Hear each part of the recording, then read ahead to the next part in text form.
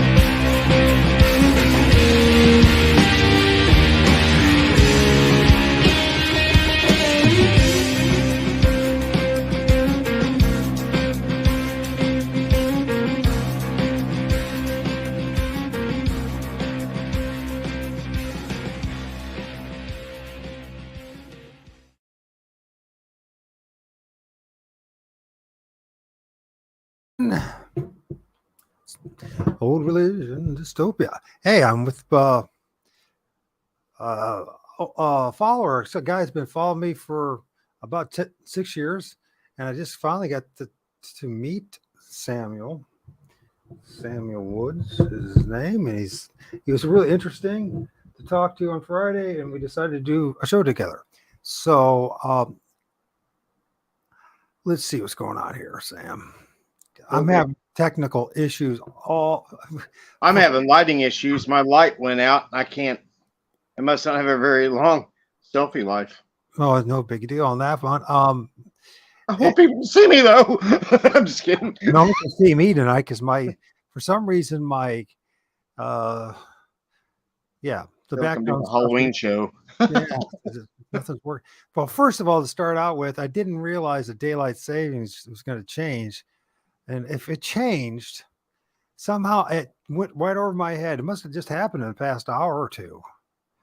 I don't know it. I didn't see any change in my computers, and I wake up and I had the alarm set on my alarm for 7:30. It went off at 7. It says 7:30.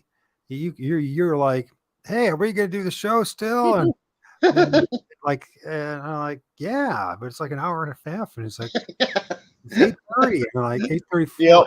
I'm like, oh, shoot. Oh, that's me too. Did you get fooled as well? Don't get fooled again. So another thing is too, folks, I having technical problems.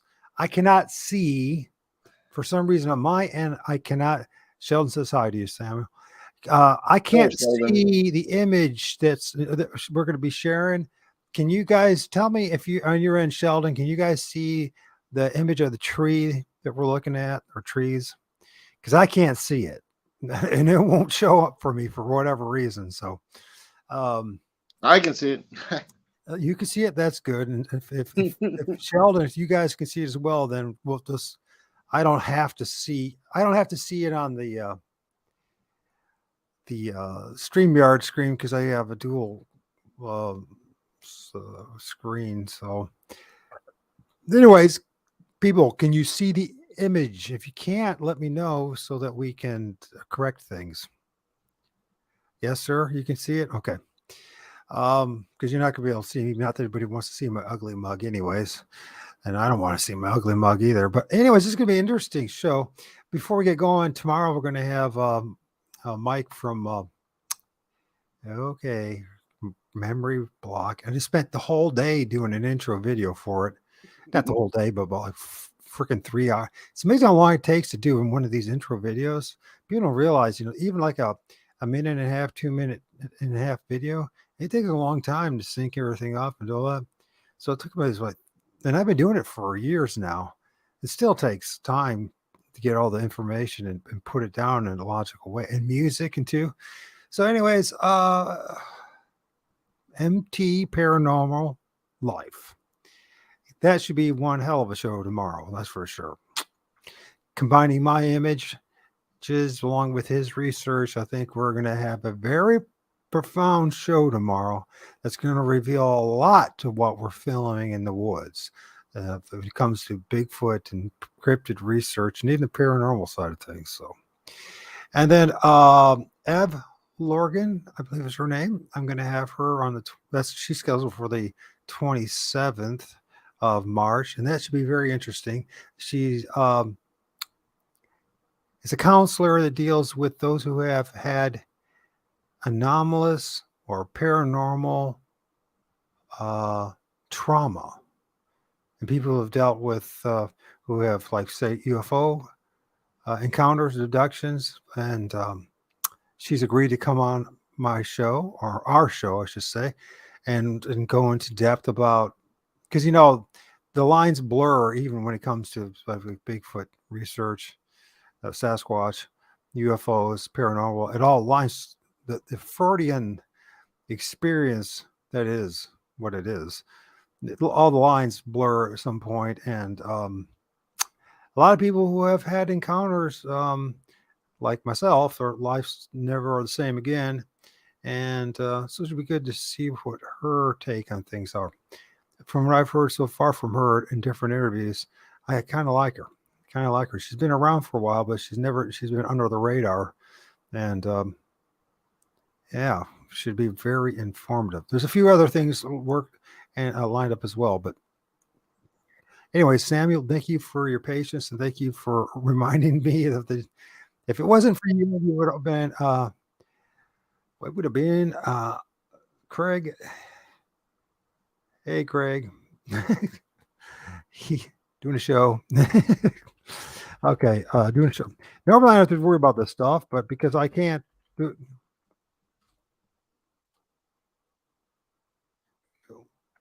Anyways, spelling them forever. What's going on, man? How you doing, Samuel? I'm about medium well. That's a meat. Yeah, I like. It's weird to be raw, and it's weird to be overcooked. So, I like my steaks medium rare, but I'm about medium well tonight. Let's see if anybody can see this. So Sheldon says, something popped up in my feed called Tree Beings. It's a book. Yeah. Oh yeah. And I just found like actually I found some, I think they're either Portuguese or Spanish, kind of like rock / heavy metal band. And but they got to be more eclectic, because they actually do some of that Portuguese folk music along with hard rock. That's probably what it is. Anyways, they got an image of a book too, or their albums about tree spirits as well. And yeah, I think we're just catching up to a group of people that have been doing this for a long time and just did a very good job of keeping it hush hush. That being the people who practice, the secretive arts. Well, we don't want to offend anybody, but I think you can read between the lines, Samuel. So Samuel, the reason why we got together is because, like, Samuel, I was doing a show Friday, and he brought up something in the comments. I think I was doing a show Thursday. He brought us up in the comments. I think it was a show with David Thundercloud, and it had something to do with these trees that you call what do you call them again? Native American marker trees. Marker trees. That's right. They're Yeah. the early road maps, I guess you would say. Like they didn't have Google Earth back then. Go ahead and change that picture. Go to another one. That's not a really good. I'll show you one that's an actual like pristine. I would say that tree right there is probably marking two graves. You see the limbs, and I don't know if I got another angle of it. They come out like ram's horns, like almost like the Hellboy type horns coming out. Really? If you know what I'm talking about. David Yeah, said directional. For, it could be. It could be. I didn't even get a chance. There's another angle I think of those. Oh no, that's in the Brown County State Park. That is. I don't know if that is one or not. That is kind of a up in the air. If that was just a coincidence that they're both bent at the same. You know what I'm saying? You see the curves are almost in the same exact spot. But that's kind of the early stages of me and my dad trying to. We see a bent tree somewhere, be like, check it out, marker tree. That one is up in the air if that is one. That is one too. Yes. Now that I'm looking at this stuff, there are several of them older trees very close to where I'm sitting right now that look just like this. The edge of the cemeteries and somewhere along the creek. Yep. So these are directional trees or marker trees that Native Americans used to use. So some of them are directional, yes. So tell us about this. You know, I've heard this before, but I haven't really put much time and research into it. But I'm glad that you showed up, and hopefully you guys can see it because I can't see it. Normally we'd have a wider image, but I'm stuck using Facebook, so Messenger right now. This is why I'm grateful that when you guys do send me stuff on Facebook Messenger, we end up like maybe doing a show together. If there's any complications for me, I can always go back to Messenger and find them and still use them. So, yeah. So tell us more about this. Well, what's going on, man? Oh, by the way, this is also, so you're a follower of mine. You've been following me for 6 years, and this is your first time ever doing a show? First time ever doing a show, yes. Hats off to you, buddy, for even being willing to do it. And secondly, to do it with me. That's all right. Not only that, you know, it's strange. I've never had a problem talking to people, but whenever I get like more than 2 or 3 people in front of me and I'm trying to like present myself, like a church with 6 people, like my grandpa's church, I would almost get like stuttering about like, you know, the president. And so this is kind of, I'm actually talking and not like freaking out right now. How many people's watching this right now? 7 right now, just 7. Yeah, don't worry about it, man. Okay. You know, yeah, that tree right there, I'm not for sure. Very forgiving crowd if they're following me.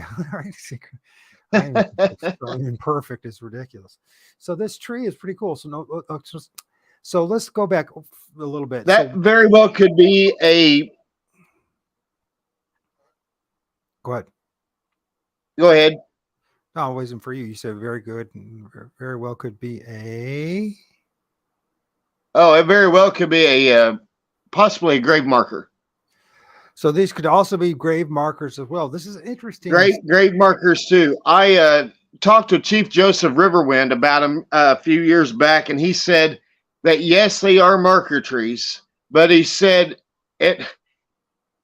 unless you are part of probably the tribe, I'd say like the Sioux. I mean, they're all over the United States. They're all over the United States. These trees, but they would take a sapling when it was young. Here's my analogy: you got people. Okay, say like the Giants, and we have Amorites and everything coming over the land bridge that they talk about through the Bering Strait, or through England and from the East Coast coming in. And they had a sense of knowing where copper was. They had a sense to know where salt was. They knew where, like water. The Amorites teamed up with the Phoenicians, and they were waterway travelers, so they knew where every stream. Some of these could be not here, but because there is no rivers close by. Right. But they was like, trying to think of how to word this. They remembered by oral tradition, like say you travel this ridge and you see this tree and it's going to be pointing towards this village, and or say, let me rephrase that. They'd be walking a ridge and they would say, turn it this tree or whatever. And over the years, it's kind of like, the kids, the generations later was like, we can't remember all this stuff.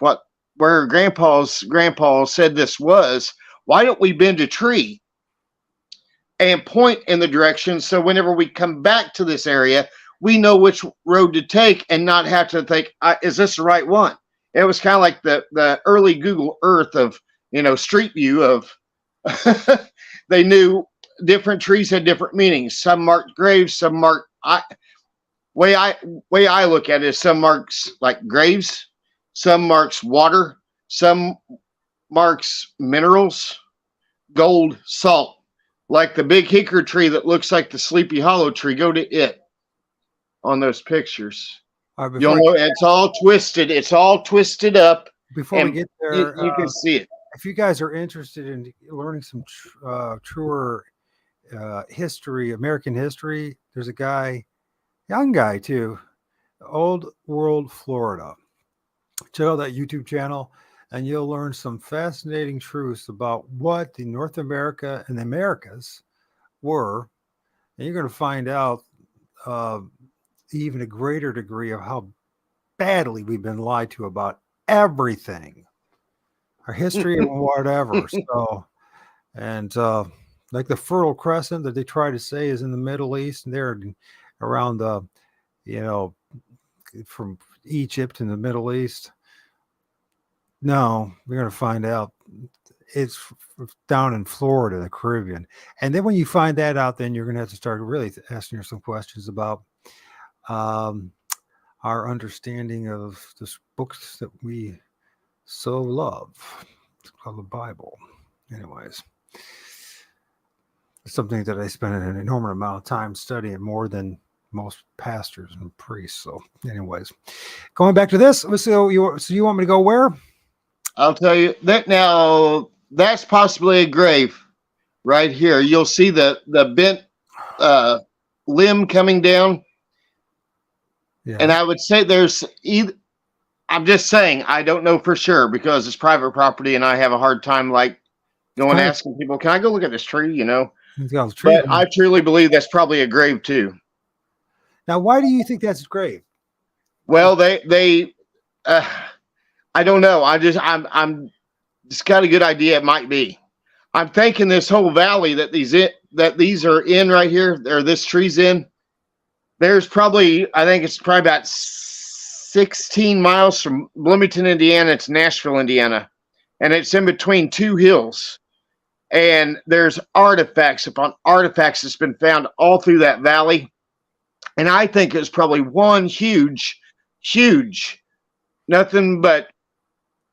With the Native Americans, I'd say it was villages like suburbs. I think the property I live on has some significance with a bunch of tool making. My uncle found a stone axe when he was trying to build a pond up here. And I found a bunch of rocks that has grooves in them that I believe that it's where they have sharpened bone, probably for spears and who knows what. I wasn't here. But I found nutting stones where they would crack nuts under these big, huge oak trees and hickory trees that we have. It was a village. I don't think it was just the knuckle dragging hunters and gatherers that they said just passed through. I think this was a fairly sophisticated little area. And this is over by Bloomington, Indiana. So, and it's interesting where I live too. Like my big brother, I was first 2 years of my life was in Perrysburg, Ohio, right along the Maumee River, and right where Fort Meigs is, and it's nice. You just go down there all the time. My dad did as well as a young man, and my brother as well, and they used to find arrowheads all the time. Now, You know, and I've never found an here- arrowhead, but I have found an old stone axe in a creek down below my house, and I think it was made with I never thought I would have brought that up. Um, but what if, because I'm really, the more I study stuff, that one there, I don't know if that's that was kind of in our early say that's in the Brown County State Park, but there is a bear wallow down right beside it, like across the little drive there, but that's called Hesitation Point. Ironically, they say that there was an Indian village down over behind that, down off in the holler, that nobody really knows anything about other than DNR, and they do not want anybody to know anything. Well, it's one of them. You can't just. It's got to be something. Yeah. Well, That's an ash tree, and the sad part is we got the emerald ash borers, and they're taking that tree down. It's dying. It's lived probably several hundred years, couple hundred, 300 years. Yeah. There we go. There we I go. have to tell you, all the trees all around are dying, and it has something to do with those lines in the sky. Mm-hmm. And I've been doing research on that in my town and watching steadily, but watching the trees just literally dying from the inside out. And they're saying it is the emerald ash borer, but as someone was in that field, I can tell you right now, they've been blaming that for 2 decades now, the emerald borers. But it's it almost sounds like well, there's another rabbit trail. There's the tree right there. Acid rain does the same damn thing, but people forgot all about that magically. Anyways, go ahead. Go back to that picture that was right above. You This just one? passed it. No. Nope. Other way. Right there. Okay. Now that tree right there is in Belmont, Indiana. That is where my dad and my family was raised. Like my mom was a Kent. My dad's the Woods. The Woodses and Kents, they were best friends, but my mom and dad met in the 70s. They weren't that far apart, but they met in 77, I think. Okay. Well, anyway, I wasn't there either, so it was before my time. But the ground that this is on, this was what we know as the Floyd place. My grandpa's sister, Becky Floyd, that was her husband's property. Now, on where the tip of that tree, the very tip of the tree, is pointing directly towards the 1820 something. A guy by the name of Which William. Which one? Which right this way or this way? Yeah, the very end, the tip top of the tree. Just basically how the tree butt. Okay. I'm pointing at this tree like you can see me like. The whole tree is pointing towards the Jackson Salt Works. And we have a creek called Salt Creek. And there was strains of salt that ran in that creek. Well, here's how this all works. Mm-hmm. That whole area where that house, I'd hate to know how many arrowheads they probably walked by or didn't even pay attention to that was under that house. You could pretty much just walk everywhere up there and find. Becky's son Virgil went and he brought in a blade that he found in the hog lot. You know, he's like, look what I found in the hog lot, and he was always finding arrowheads. But this tree is pointing towards what they call the Jackson Salt Works. I believe the guy's name is William Jackson. In 1820, he and ironically, he was in Fort Boonesboro and probably knew Daniel Boone because Daniel Boone also mined salt. Short, because wintertime came, they needed salt to trade, stuff like that, and that's what they would do. I don't know how William Jackson came all the way from Virginia through Kentucky into Belmont, Indiana, and said, right here is where I'm going to find some salt. They dug a 200-foot well, 1820, 200 foot. And I forget how many bushels of salt they would get a day. Now, there was 3 by hand. They didn't have, drilling machines back then I don't know. At least that's what they tell us, right? Right. But since they lied to us about everything else, who the hell knows what they had 200 years ago? Um, You know what I mean? I'm right. curious about that. Now here's the thing. That tree is probably 300 years old. 1820s takes you, say, how many years ago? I'm not that good at math. Well, we got 100 and it's 40. No, wait a minute. 180 plus. Well, we got a 200-year-old tree. 200. Okay. Okay. So it's probably 100 years. It might be 400 years. I don't know. Like I said, I wasn't there when it grew up, so I'm just speculating. But somehow, Mr. Jackson probably saw this tree and probably saw it was bent a certain way and probably thought, maybe there might be salt. Just saying. Now, the 10 o'clock treaty line is also on that same road that the Jackson Salt Works would be. It's kind of pointing towards the same. And if I'm correct, I remember my dad telling me that they buried the Native Americans when the white man came in. They buried with their heads out of the ground. Now that's just a little intense, but what I'd say they probably wanted to show them what the progress of the white man, what they were going to be doing to their land and their minerals. They wanted them. Yeah.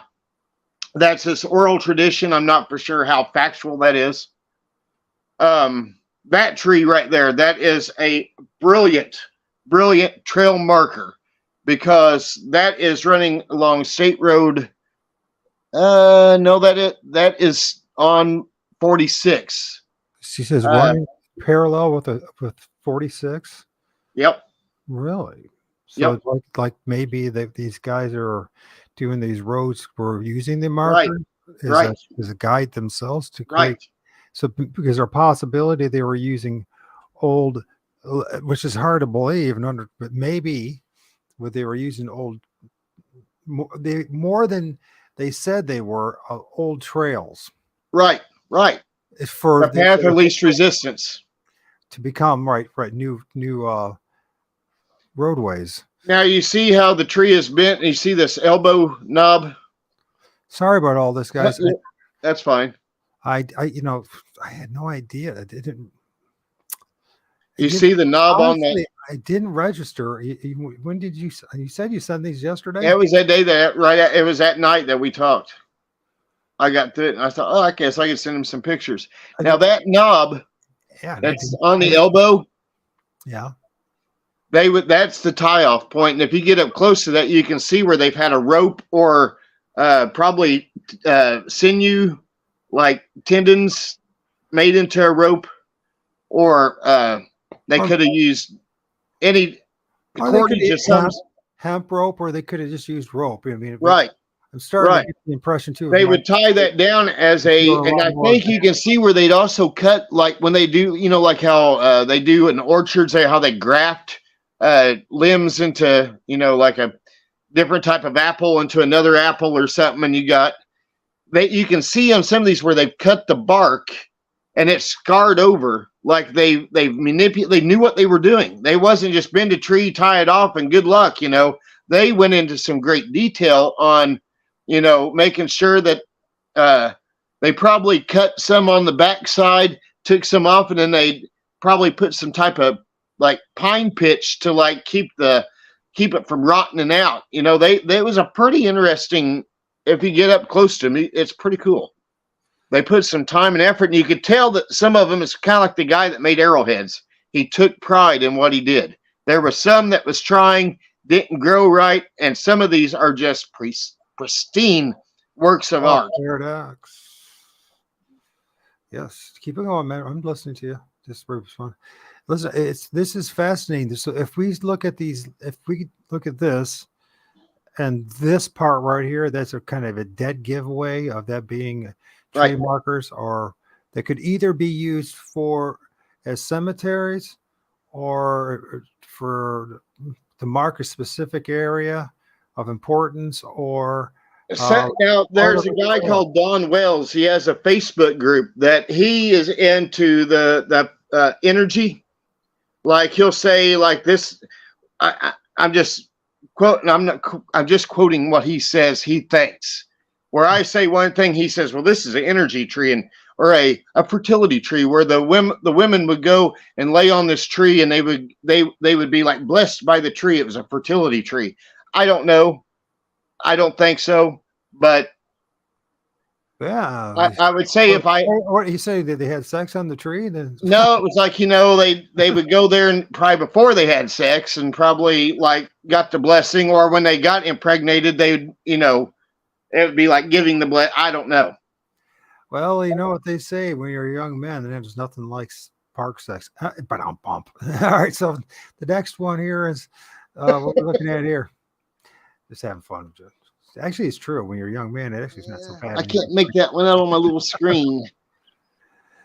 I am copying this to blow it up, and I once again I apologize to everybody because strangely enough, well, we obviously were meant to do it, but how it all is falling into place is not quite organized as usual.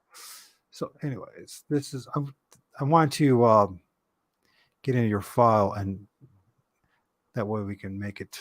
Okay, now I can make it bigger so we can look at the heck what we're looking at here. Okay. What are we looking at here? This looks like another one. Yeah, I think that's the same. Okay, that's just a distant view of the first one that you showed. I said that I wasn't for sure if it was one, but there was a trail that went beside it. That's the same one that you had at the beginning. That's just a different angle. I am becoming a Bigfoot geek. Oh Like yeah, my shirt. Image, I don't know if you can see my shirt. I don't have a choice anymore. Every image I look at, if it's got Can you see my shirt, Mike? Let's see. Into the woods we go. Yeah. Picture of the Sasquatch. Same Squatch. Well, it's like my point is I can't like look at an image without like seeing if there's something in it. You know what I mean? Right. That's fine. I can't enjoy it. This one? Yeah, that's the tree I was talking about. It's the same one that we just left a while ago. That was just a different angle. Well, this is a much better angle, at least as far as clarity goes, and seeing it. So where is this as far as location? This is on Sewell Road. It's about, as a crow flies, not very far from my house. And it actually would be pointing if you wanted to go down that rabbit trail, it's still pointing towards Jackson Salt Works. The Jackson Salt. I'm not for sure. There's actually old road beds. It could have just been to a village. I don't know. No, that's the mystery about them. You can speculate all you want, and I think that poor tree there has split in the middle now. I think we drove by it the other day, and it was, I think, one of the things that broke off one of the. Everything's dying so fast. I mean, these trees the past 3 years, I'm surprised that like my fellow researchers or Trump around the woods aren't talking about it, but I see it all over my place. It's driving me nuts. Who's this? Mounting Lord. Oh God. And the sad part, all the trees that are dying is the very things that give us oxygen. So they say. I don't know. Through photosynthesis. What's this about?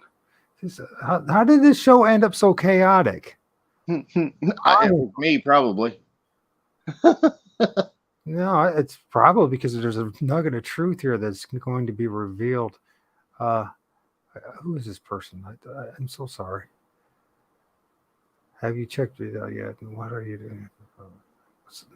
Oh, it's probably someone trying to get me to look at her butt nakedness. God, it drives me nuts too. It's like, and you go, it drives me absolutely nuts. Then they just show up out of the blue. I mean, or tried to sign you up for Bitcoin. Well, the thing is too, look, if I hardly use Facebook, this kind of stuff doesn't happen. It's kind of like you'd be talking to somebody on the internet, and all of a sudden people start ringing on the phone, right? And on the landline.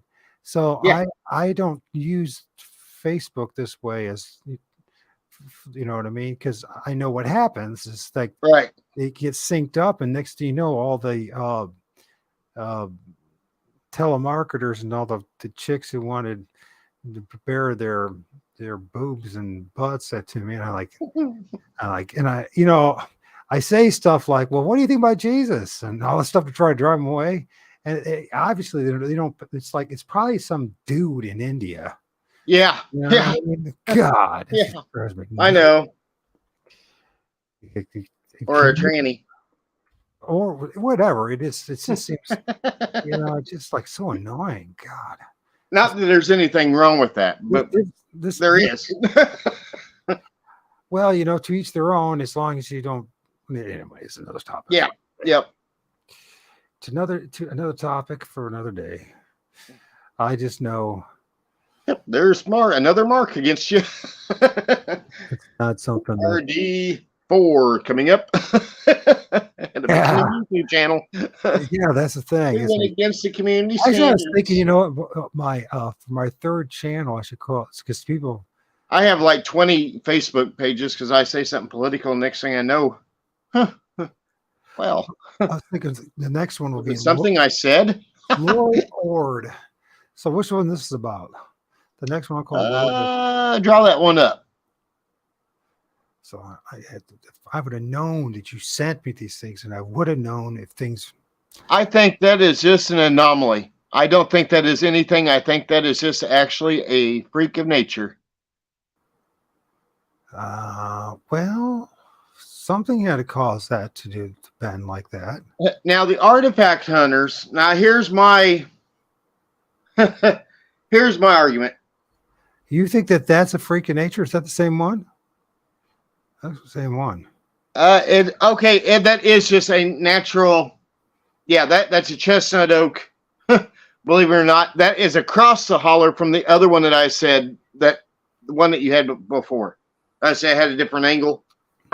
Yeah, this is in my beginning stages. I don't even know why I sent you that one. What makes you say that? So if you have people that going to be doing this research and they're going to be out in the field and looking for science, especially when it comes to. I mean, it may not be. I wasn't there when it was made, so I don't know. So the very best we can say is a possible. Well, it could be a possible marker tree. There's log roads all over that place, so I don't know. They say, I mean, you could, unless you could tell me what would. I mean, would a tree fall on a? That's where I was going at a while ago with the artifact hunters. They'll argue. They'll say, well, these trees are not as old as our arrowheads. Our arrowheads are 3,500 years old. I was like, okay, well, that even tells me even more.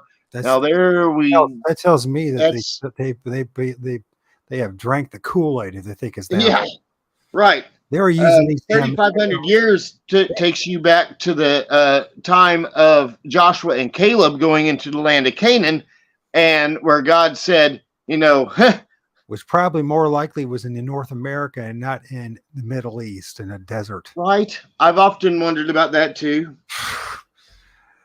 But it said that the giants dispersed and they became friends with the Phoenicians, which ironically, the Phoenicians were the I'm having one of your brain pauses. Canaanites, no, not the Canaanites. David and Goliath. What was Goliath? He was a Philistine. The Philistines were Phoenicians. Yeah. Here's the thing about that. Well, you know what Rome did? Now that is a dead marker tree. Can you hear me at all? Because you hadn't seen me. Yeah. Okay. So here's the thing about the Phoenicians. At one time there was a beautiful, most magnificent library they had that rivaled the one in Alexandria. And guess what Rome did? What? Burned it to the ground. Burned it down. Yeah. So we have now, and they erased that. So now we've reached a big black hole. But here's the thing: there's a lot of our anthropologists and archaeologists in the States, especially in southeast of America, that are Mhm. putting pieces together. And the Phoenicians, not just the Phoenicians, Egyptians. and not just the Egyptians, everybody was coming here and Yeah. going there. No, Mike, you drink the Kool-Aid of the smart people, because history has told us that Amerigo Vespucci founded the Americas. That he named the Americas after Amerigo Yeah, Vespucci himself. the Well, guess what? the flying It's serpent. funny how the Mayans said that America, Ameru, land of the plumed serpent, land of the dragon. That's right. Amerigo named himself after the Americas, and took what I did. No, that ain't how it worked. I doubt. But I doubt if he even. that is a dead marker tree right there, and that would have been there. There is a myth that a guy I worked at Mike Langley's. He had a Langley body shop over in Bloomington. Look, I got a question. Hold on. Anybody still in here? Like Sheldon, Paradox, anybody else is in there? And you as well, Samuel. Does this seem like our trees have gotten uglier and older looking over the past decade? I mean, I used to tramp in the woods all the time since we're having a lot of invasive species come in, like different. We got autumn olive and Asian bush honeysuckle that as the new underbrush. It's taking over the ground cover and stuff. I think it's even kind of hurting the mushroom population of morels. Yeah, but this just listen. When I was a kid, I'm 55. I'm talking about 40 years ago, and the woods, the waters, everything were so much more different 40 years ago, even in suburbia and on the edges of the farmlands and in country. And I have a hard time believing, you guys out there on the edges and in country and all that can't see what's going on. Our forests are fucking dying right before our eyes. Sorry about the language, but it's pretty bad. But they are. And no one's talking about it. Nobody's talking about it. I mean, has anybody even looked at the sun to see that? Remember the pretty bright orange sun that now looks like molten thermite? It's so white hot. It's like phosphorus, white phosphorus. It is white hot. It looks like this when you look at it. Not the sun. It's been filtered with these chemtrails. They'll say, "Oh no, them's not chemtrails. That's contrails." No. There is video footage of airplanes flying with pumping out the wings, streams and streams and streams, and nothing but chemicals. Right. Aluminum barium is one of them. Listen. Sorry, I'm getting mad. You're right to get mad. It's 2023. If anybody now, everyone's had over a decade and a half to wake up to what's going up in the sky. If you are still under any kind of delusion, you still drinking that much fluoride, you freaking can't figure out what's going up in the sky. And that stuff that's going on in the sky is dropping down on us. If you can't figure that out, there ain't no hope for you in just about anything. You're such total denial, you're afraid to face anything. And I mean that, and that might sound really harsh, but listen, I mean, so somebody who spent, and a lot of people that are interested in what we're interested in, like yourself, we spent time in the woods. I spent a lot. That's my refuge from my house. And so, it I know it can be the church. Streams die. I've watched the forests die. I've watched the fields die. That's the reason I even got into environmental science, because I thought I could actually make a difference and change it. I only found out that the environmental science and management field and the consulting field are all in cahoots to destroy this place. Yeah. Literally. Anything. I mean, that was the goal. That was the goal of the fallen ones. That when they was kicked out of heaven, they said, we're in this together. When they landed on Mount Hermon in Genesis 6:4 and Enoch 6. In the end of the day, whether it was their plan back then or still is, and their influence men, it's men doing it. So at Right. some point, They taught the men how to the root cuttings. They taught them witchcraft. They taught them. Shemyaza taught them how to pull the metals and minerals out of the ground to make weapons of war. Rape the land, get what you can, and kill them all. That was their goal. They wanted anything God does, but Satan wants to destroy it. We can't. Here's one thing, and I think is a valid point, that it's an influence, possible, very much a possible influence, that the ethereal realm, the astral plane, that these spirits, these angels, still are, whatever you want to call them, interdimensional beings, are influencing the leadership in this world. But at the end of the day, it's human beings doing this. That means that something, they pull the strings and the puppets just follow. Yeah, but it was something worse than that. There's something wrong with us. Yeah, and we let it happen. We not rebuked them. Well, you could say that, but the other thing is that there's something seriously hardwired wrong with human beings. We're designed to be parroting puppets to do our master's bidding, and to have a blind eye to all the evil that's around us. We're like designed that way. Because, listen, and I'm going to say this, because I know a lot of people are Christians, right? They're ignoring this too. They're not doing anything about this. So they're just as much blame. You can't tell me that just because you believe in Jesus that you got your act together. No, or that you've even woken up. Far from it. There's something wrong with human beings. I think that we were bred to be we're so separated from the rest of the creation. We're bred for a specific purpose. I honestly think we were bred to hey, Damien, don't send me stuff right now, buddy, because I can't do all this. You can do it after the show. I appreciate it. I'll look it up for sure. But the thing is, what I'm trying to say, did I copy this? I got distracted. We're bred to do something other than what is sane, logical, and rational, and something that's in balance with what this creation is all about. We're bred specifically we are the ones bred to steal, kill, and destroy. Right. That something is happening. I mean, does that make sense? In other words, we talk about the fall and all that stuff, but you know what? There's something deeper going on than the fall. That kind of takes me back to, I mean, if you think about it, I remember when this whole the sea thing, that when it happened in 2021, when the the thing, it happened, and everybody freaked out.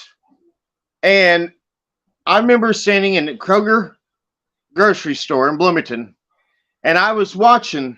I mean, you walk around the corner of one of the aisles, and these people with their masks on their heads and their gloves on and everything else, or gas mask, whatever, and you could just smile at them and they jump like crap. There's, oh God, I'm going to get the virus. And then you stop and just listen, and all you hear is practice social distancing. Yeah. Wear a mask. Okay, I'm trying. Wash your hands. I cannot multitask. I'm sorry, guys. I'm going to show a couple images from Damien. I do appreciate this. I cannot. I'm trying to talk to you. Managed to. I can't do it. So, anyways, no one can do what I'm doing right now. Damien just showed some images of Italian guys that that's their job is to chemtrail.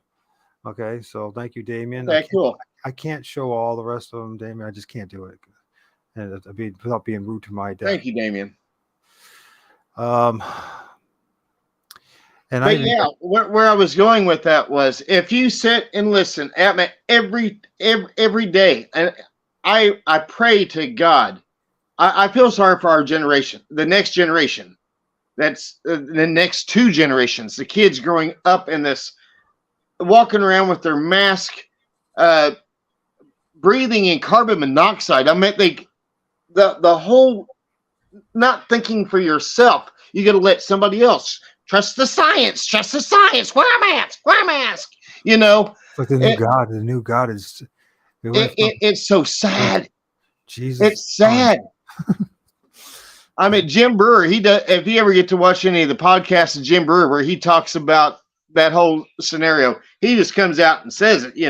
He's like a parrot. Wear a mask. Fauci said. Fauci said. Wear a mask. The parrot going around doing the making fun of it. Well, but just be careful. Just to get to the real point here. Just try to be careful. We have YouTube. Man, the censors. You know what I mean? So yeah. I don't feel like they're getting taken down today. So well, I'm through it enough. So if you think of propaganda, Hitler used propaganda.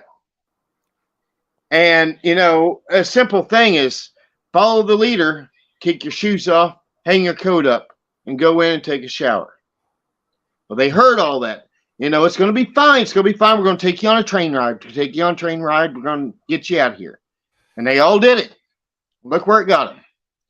Well, now in modern times, you go, like I said, any Walmart, everything in the background, they'd even turn it down, but it was still there, and you could hear, wear a mask, practice social distancing, wear your gloves, wash your hands. There's nothing to be sorry about, Damien. Appreciate the contribution. So it's no big, it's really my issue.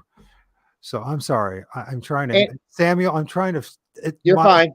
You tell me when to continue. I can't even see what I'm posting right now. I'm just shooting with this. Hopefully you guys are even seeing stuff. And I got 3 different things going on.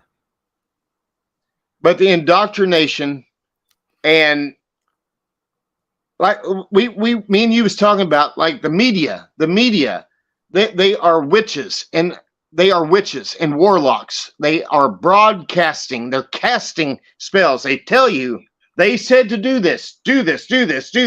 And before you know it, everybody's doing it. Drink the Kool-Aid. It's good for you. Okay.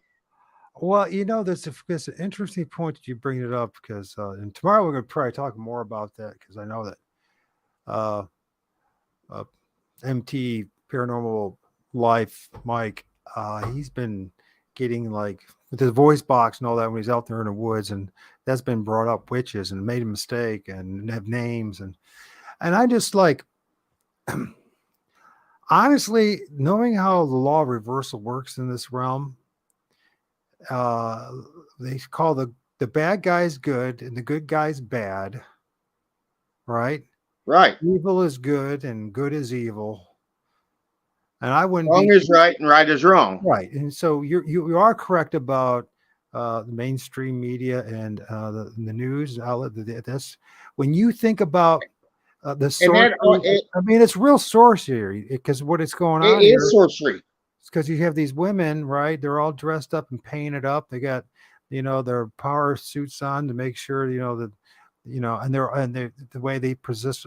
It's all fake. It's all scripted. It's everything is 100%. And they try to present it as the reality, how life really is. And yet I know a few people that who've been anchors or anchormen of women, right? In my day. Yeah. And some of them I met through, Alcoholics Anonymous, the whole thing. So, because, they end up falling apart and like everyone else. And so listen, they're so plastic. They're so fake. They're so shallow. They're just puppets. They really are bipedal, humanoid puppets, but they're humans, but they have. I honestly think that the television and public fool system and even modern day Christianity of all its forms, and when I say modern day, it really doesn't matter, all of Christianity. And I mean this sincerely. Like even these all designed to could make you into a pliable puppet that you're not allowed to think, criticize, or do anything. Just go along with the agenda. And look what has happened over the course of the past couple thousand years. And you can see the and the sad part is, I honestly think I have been blessed with the spirit of discernment. I test the spirits, knowing, thank God, I know right from wrong, and I have been brought up in a generation that I can use my head, and I can use, if something doesn't feel right, don't do it. If something feels right, like, how can he say this? I can watch the news. For instance, me and Dad was watching the LAX airport active shooter that day when that happened. I just shut up about that because I think a few people caught on to that. Yeah. They had their little tarps out on the, and I took an EMT class, and I understand triage scenarios. Well, me and Dad was watching the news, Fox News, and I said, check that out. I said, man, they are prepared. They got their triage all set up. Well, triage in a training atmosphere is all fine and dandy. They tell you to put the red tarp down, blue tarp, yellow tarp, go over here, get in here for hazmat, to wash yourself off, whatever. Well, they had that all set up. When you've got an active shooter, when you have got a serious situation going on like they're putting on, saying we got an active shooter at the LAX airport. And here come they got the shooter, and it shows a EMT dummy in a wheelchair, and the rubber is just bouncing all over the thing. And Dad said, "Did you just see that?" And I said, "Yeah, I did." And I think a lot of people figured out that was just a watch this hand as this hand is doing this. It's all witchcraft. I always wondered it. We always made fun of the preachers that made that always the hellfire and brimstone. Your TV is a devil vision. It's a devil vision. It's that one-eyed monster in there, Well, they're right. They're right. Sam, the problem is that they keep on presenting people. They call them the people. They're misdirecting everything, right? Mm-hmm. Pagans are people, they're country folk. That's what they are, right? They're evil. They practice that old time religion. Well, no, but hear me out, because it's not. It's. I know. Listen, I will go up against the Pope himself. I'll go against any preacher, pastor in this country. I will go against any of them. I know the scriptures better than them, and I know they do, because unless they don't have a conscience and they could give a crap about what they're doing and what they're saying to people, right? And how they're lying to their own congregation so they can don't have to have dig a hole or a ditch for a living. Listen, what you're saying is the absolute truth. They package this conservative-looking Americana, conservative-looking thing called mainstream media, the television, right? And these anchor people and these reporters, and we see on CNN and Fox News is just as bad, and all that is because they are sorcerers. And I'm going to tell you something else: the number one sorcerers and witches in the world aren't these girls going around playing around trees and all that and doing their little incantations. They're freaking the Jesuits, and they're all the way to the Vatican. And if you think I'm making it up, no, I will bet you anything in the world, because I know I'm going to win, that I'm right. These people, that's what they're practicing. Now, just understand something.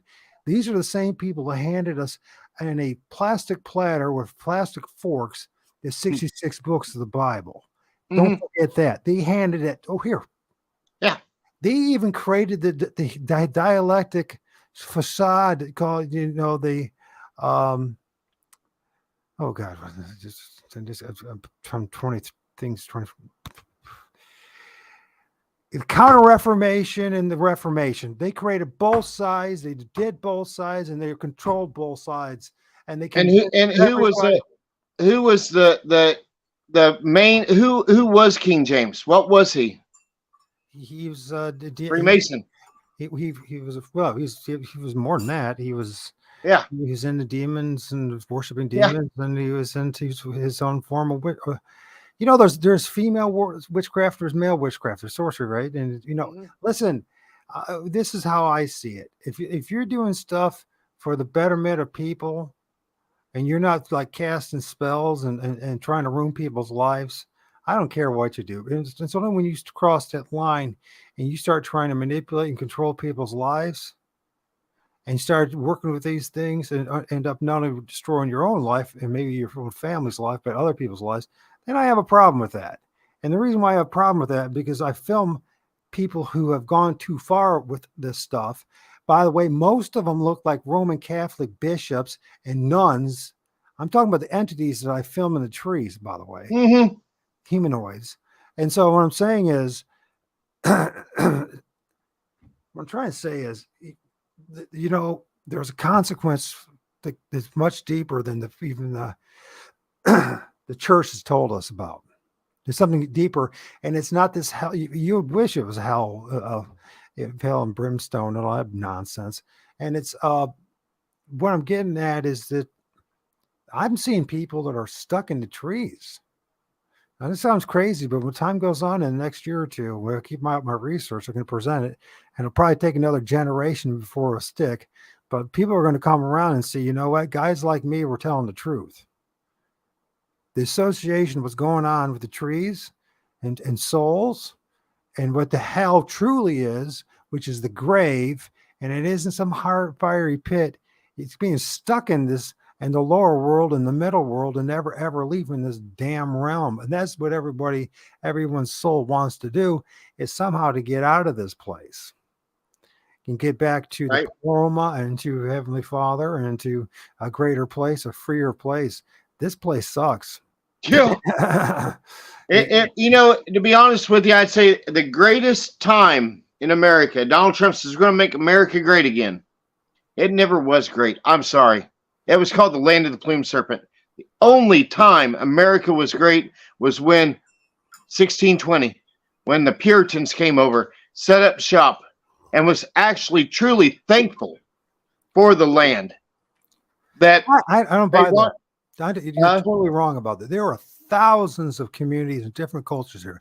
There are Phoenicians here in the United States. Oh yeah. There were Portuguese, Spanish, French, Italians, you name it. I'm sorry, other people. I'm forgive this. A bunch of African American different cultures, Chinese cultures. You go look up the anchors, those circle. Yeah. We had, right? Giant anchors. I mean, we're talking 300 years. They're up in Alabama, 500 miles inland. Yeah. The Starfolds. This place was Starfolds all over. Let me finish what I'm trying to say, and then you can go with that.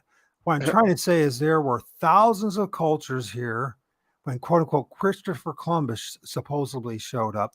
Thousands of different cultures from different parts of the world, with different communities throughout, especially in the Gulf, in Florida, and in the East Coast, and the more temperate, nicer climate, and Mexico, and down in South America, and they systematically, I'm telling you, the Indian Wars haven't even ended, but they quote unquote officially ended 100 years ago.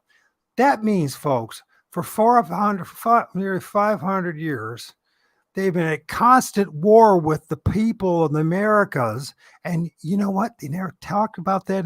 When they do talk about it on your PBS and your History Channel. Yeah, it's a watered down version of what really happened. A terribly watered down version of what really happened. Right. You think I'm making it up? You go back and check out that YouTube channel that I shared with you guys. I'll bring it up again. And you're going to feel so stupid that a 23-year-old is smarter than you. But I think you ought to listen to the kid, because the kid's actually put his time into it, when we have been too busy working and slaving away and not being able to pay attention to anything. So it's older guys.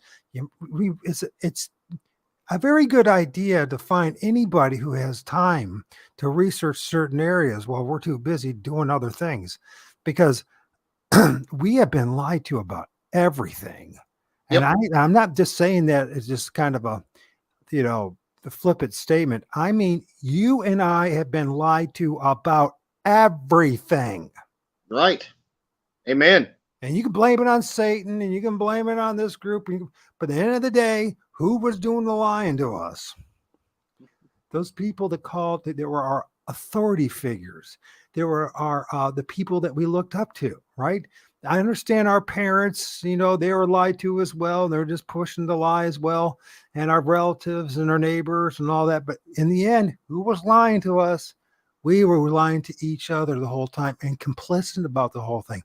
You Yeah. might want to ask yourself, why were we so damn complicit about it? That's why I want, like, Evan about, you know, this anomalous and paranormal trauma, because I am totally convinced that each and every one of us is suffering from PTSD in an extreme form. Each and every one of us, you heard about the MK, you know about it. I know you know Oh about yeah. MK Ultra. I think every single one of us, and anybody that thinks you have not, and you're not a victim of it, you have no idea what you've been Past 2 under years, we've been victims of it. since the day you were born. Right. Right. And I mean that. And And I mean, a perfect in your face was the last 2 years. right. But the thing is, most people can't see it. Just You how know, easy it was to they can't be. see it. Yeah, but they can't see it. That's what's so shocking, dude. I spent 2020, 2021, all the way into the war that you can't mention either, unless you mention the one side.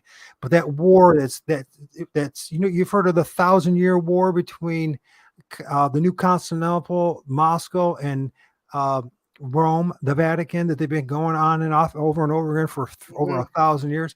It's the same damn thing placed. They always go through this. It's part of their script that they do. It's like a ritual they do that leads to greater wars. It's a number of wars come out. But listen, what was I saying now?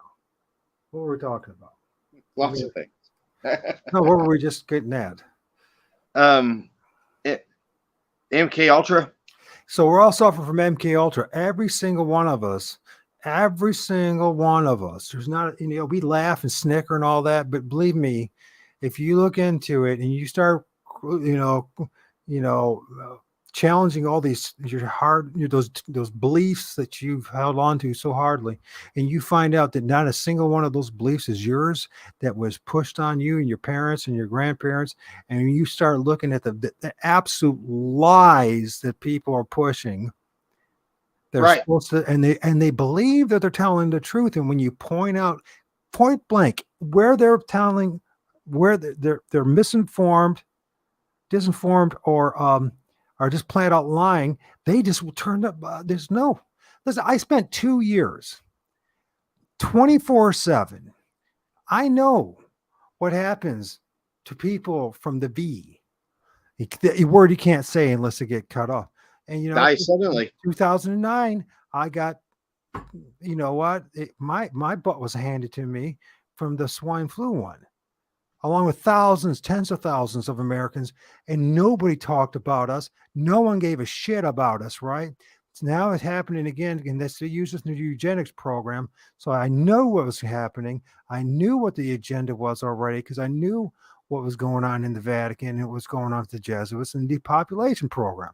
And so I spent 2 years trying to warn people, knowing full well that I was going to have to fall on my sword. I was going to have to lose my channel, lose everything that I worked so hard for, and have a chance to even lose my son, which I almost did as well. And only thing I got out of that, hopefully I saved somebody's life, was mock, ridicule, disdain. My people in my own town don't want anything to do with me. It was like the final straw, like me being in the corner street, you know, on Main Street and Monroe Street with signs in my wheelchair saying, you know, warning Unclean, people about. unclean. It got signs trying to warn people. We did the magnetic test, and let's put it this way: the few people that were brave enough to do it, half of them were magneted after the pokey dokey. Yeah. You know, and I'm not making any of this stuff up. And I watch my fellow countrymen, and I just see a bunch of blowhards, a bunch of people that talk a big talk, but there's just air going out of both ends. And when it came down to stand up against this tyranny, it was only a handful of us that did it, and we're willing to fall on our swords. And now the big shots are showing up now, you know, and slowly they're starting to tell the truth. Oh, You Damage know, was done though. oh, they didn't do it right. They didn't do their tests right. They knew better. They knew this would work. And all. And like we were telling you guys that in the very beginning of 2020, and we were shut down. People were mocked. We were mocked. We were made fun of. People that were supposed to be people that followed us faithfully didn't even do that. They couldn't handle it. And the truth is because we are delusional. We're like a bunch of, and I'm saying we, I'm not just saying just me. Hey, Julio, how you doing, man? We are like we extended adolescence. We have lost our gonads. We've lost our toughness.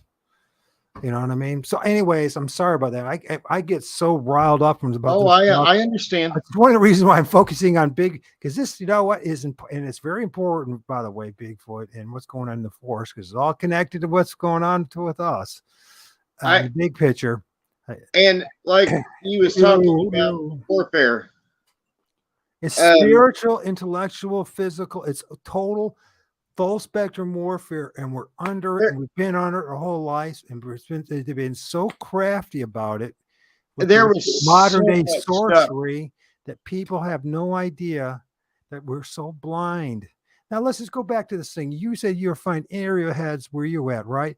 You're like 500 miles. You're like 5 hours away from where I am at, right? Right. Here where I'm at, there's we used to find arrowheads all over the place. I'm sure that I live just down the road from freaking Indian Burial Mound. Now you start putting all these pieces together, and you realize that this place was not just some sparsely populated place.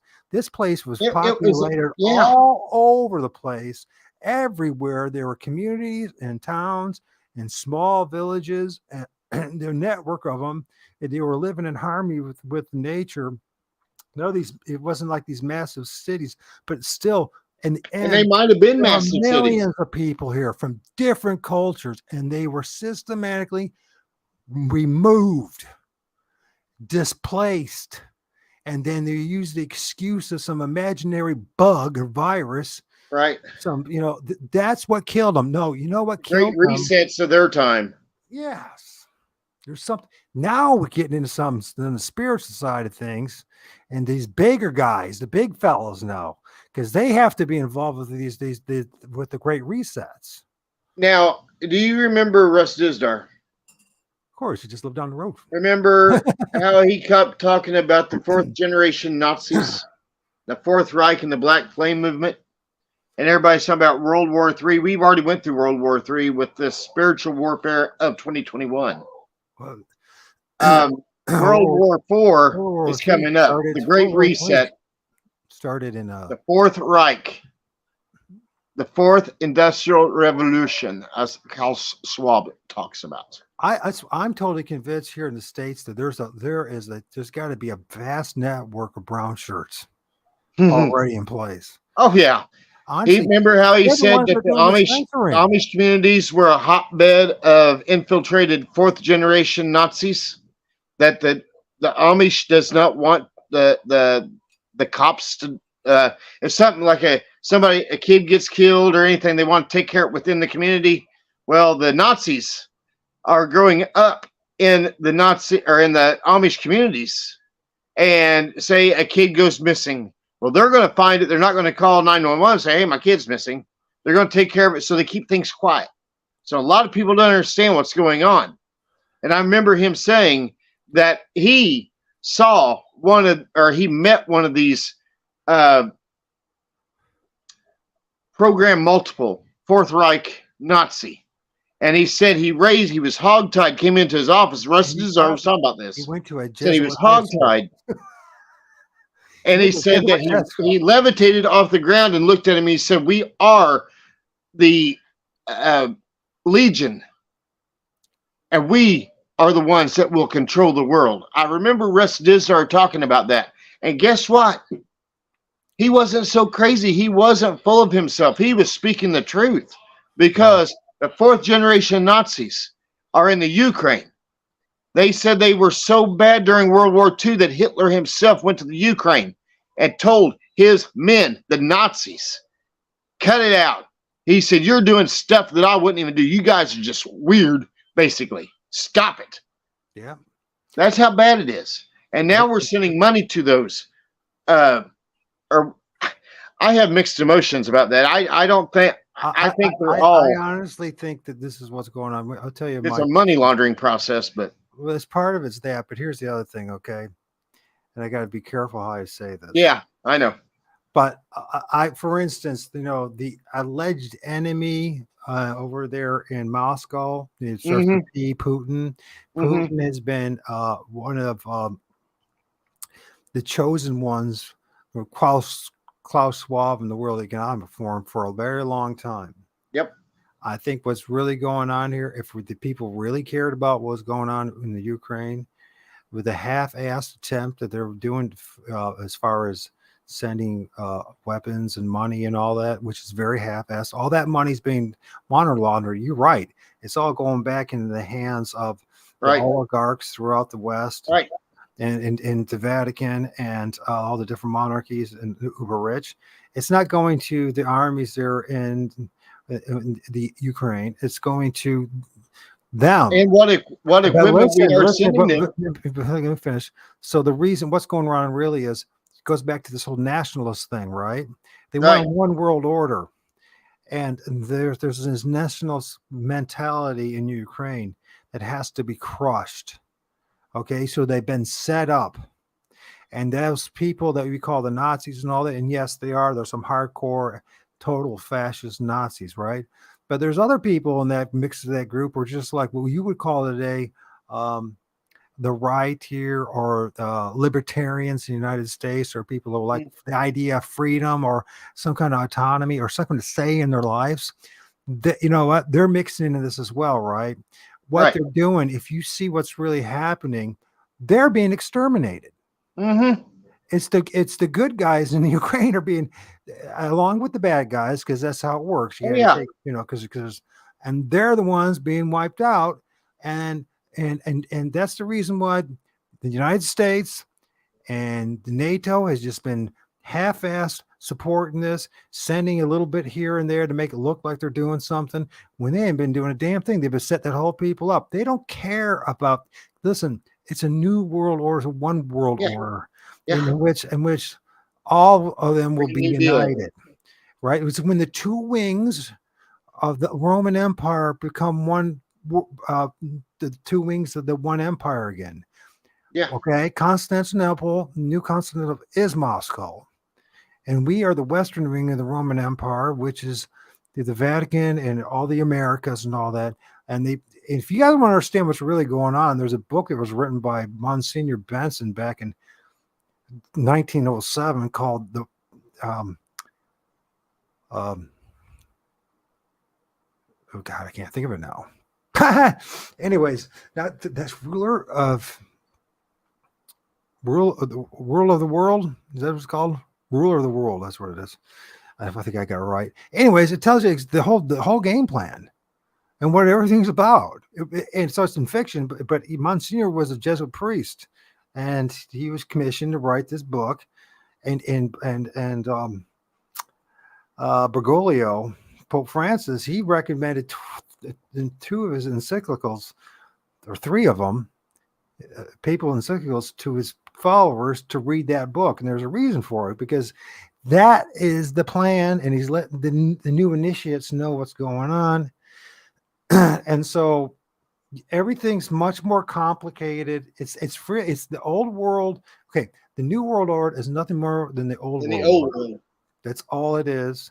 It's just what once was will be again, for there's nothing new under the sun. That's it. It's always been about having that one worldwide empire, whoever's going to own it. Ironically, did you know that who the first king of kings and lord of lords was? The king of this world? Nimrod.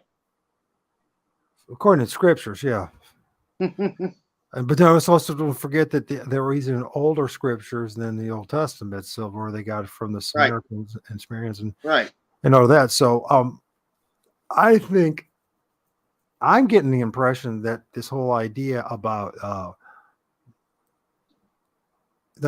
I think that this place is like a reincarnation soul trap matrix of sorts. And I Right. know there's some very atheistic people they don't want anything to do with Christ. They think that Christ is part of the problem, and maybe in the end of the day they're right. But but Ironically, it's part of the solution. that's how I see it. If it's not, then I don't know what the solution is, because I've been listening to everybody saying, you need to maintain get back your sovereignty. You need to control and hold on to your sovereignty. And so, okay, how do I do it? Tell me how to do it. And they can't tell you how to do it. And they admit they can't, because we don't have an answer. No. So The only Christ answer we isn't have real, is to read the Bible. if God didn't really redeem all mankind through Christ, then we are all screwed. And it doesn't matter if you're a Roman Catholic, Christian, or Buddhist, or the biggest atheist or not, you're coming back over and over again. And what I mean by that is that if we don't figure out a way out of this mess that we're all in, and I think that's what what happens is that we start working together, we start building, quote unquote, the Tower of Babel that helps us escape from this matrix. And what happens is that the day merge, not Heavenly Father, but the God of this world.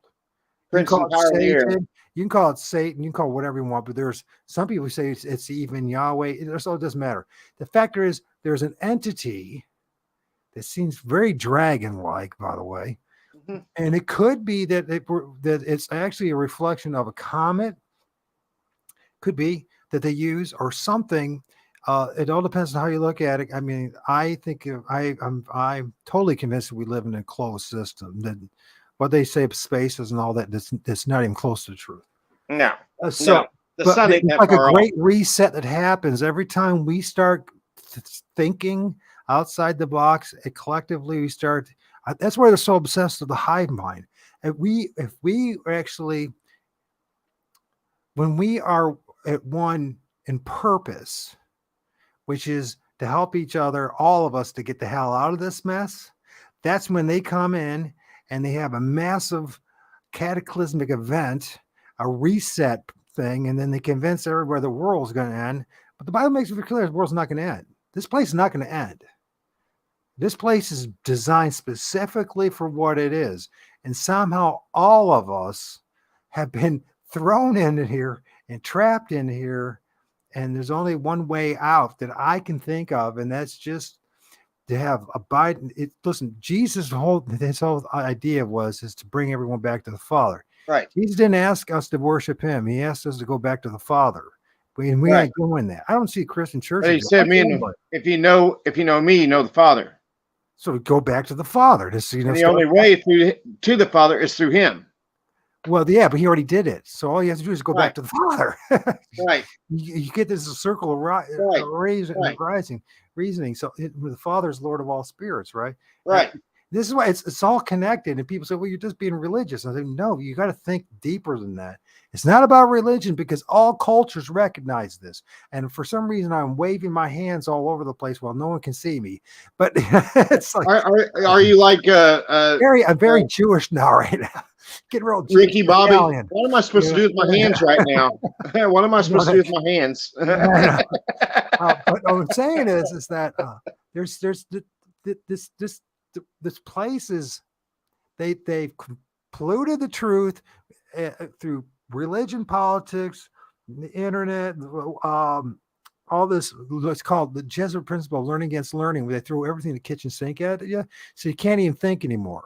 But then I'm telling you something, just a couple of 100 years ago, many groups of people all could understand each other, didn't need to have 66 books of the Bible, and everyone understood that there was a God, you know what? And, we recognized the story of the Christ, and everyone knew that the story of the Cherokee Indians. Yeah. The Cherokee Indians.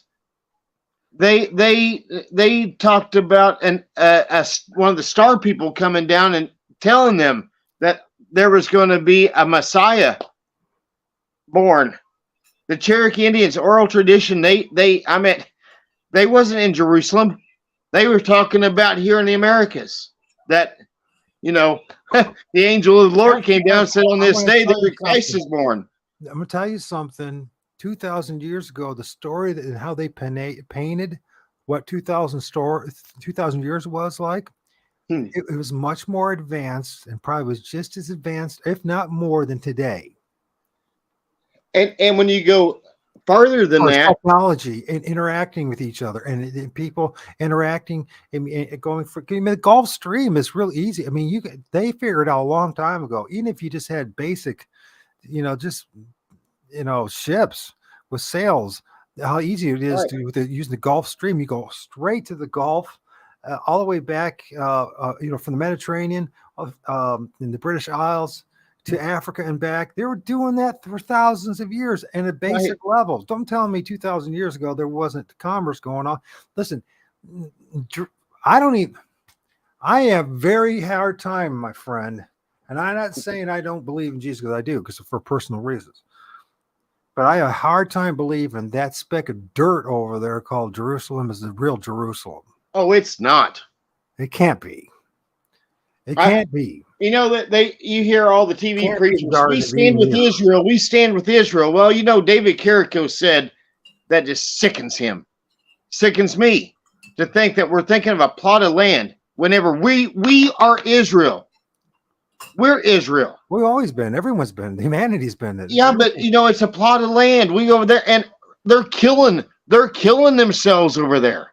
They're killing the Jews right now. The real Jews? You mean the real? Yeah. Well, let's say it like this. The brood of vipers. Listen, the descendants of the serpents. I thought we were supposed to be talking about these trees. How did we go from talking about these trees, these tree markers, to this? Well, we did kind of get off topic, but we're still kind of on topic. Well, no, you're right. Actually, it does. It's all connected. It is. Going back to these tree markers, I believe that these are the remnants of ancient pathways, highways that were used. You talked about like the copper mines and the salt mines and the different. Listen, they were exchanging this stuff. If you the artwork that you'll find in Florida and then the southeast indigenous populations that have been hidden from the public but are slowly being leaked out by younger generations of anthropologists and archaeologists will shock you how advanced their metallurgy was here. All right. Which then goes into this whole thing about, I grew up as a Mormon, and then I denounced the faith 2 months left of my mission 30 some years ago. And here's the damnedest thing. Although the Book of Mormon is 100% the conjurations of Joseph Smith and a group of other guys, right?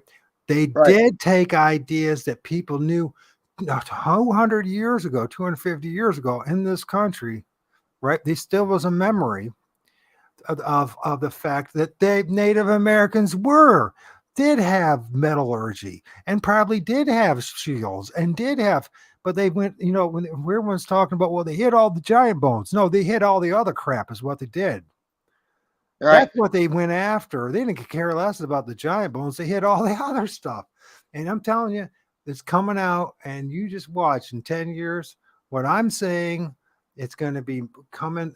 People are going to be, oh yeah, there really was quite a sophisticated, multicultural world in the Americas, from the North America, from Canada all the way down to Argentina and back.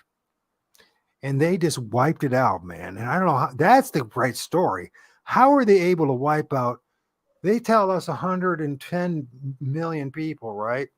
But they lie about everything. They've always lied about everything. So the odds are it's probably about 330 How do they know the numbers?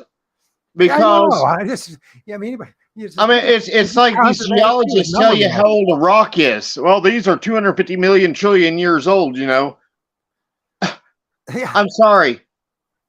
I believe that the earth was created in 6 days, but a day to God is like 1,000 years. So I have an open mind to think there could have been 6,000 years of creation. Or could this of cities being built, destroyed, cities. I mean, think of what's happened in the last 1,000 years here. Look how fast. Look how fast in the past 200 years in in the Americas. In the last 20 years. Just, with the erase of a whole of thousands. I'm not just making this up. Thousands of cultures in the Americas gone extinct. That means they were wiped out, and not only that, then replaced by. Just think about what's happened the past 200 years. Right. We have the capacity within a couple generations of terraforming a whole continent. So just imagine what it was 2,000 years ago, what it was like 10,000 years ago. This place is not what they say it is, man. I'm sorry. NASA lied to us about everything. They did? Yeah. You mean we didn't land on the moon? Yeah, and that's just the beginning of the lie. Utah, probably. And man, I tell you what, Mars and that place there up in Greenland sure do look an awful lot alike. And it's amazing that Mars actually has giant rodents.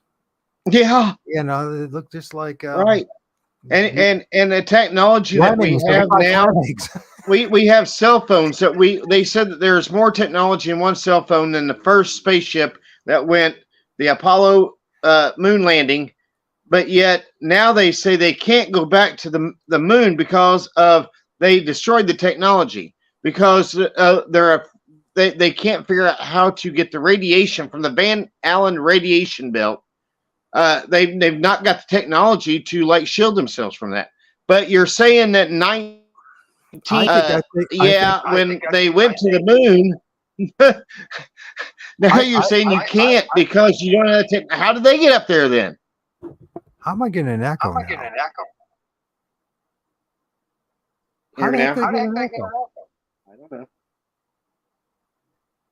I should have an echo. It's not got to be on your side. Hello. Here, mute yourself. Anybody in there? Hey, Sam. Yeah, mute yourself. Mute? Yeah. See if I still have an echo. Nope, I don't have an echo. It's okay. You can unmute. It is on your side. I don't know what you just did on your side, but now it's on your Okay. So anyway, still there? I'm here. Okay, I'm at it. Is the echo still there? But you're going to have to mute yourself, or you have like a speaker on or something's going on, because you have two devices on all of a sudden. Do you have a computer?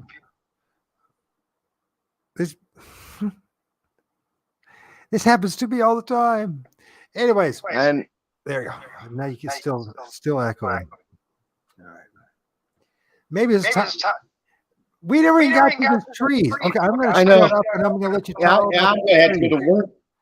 Let's talk about these trees, and I'll just mute myself, and I'm just going to let you talk about these trees. I'm going to let's look at a image, and so I can shut up.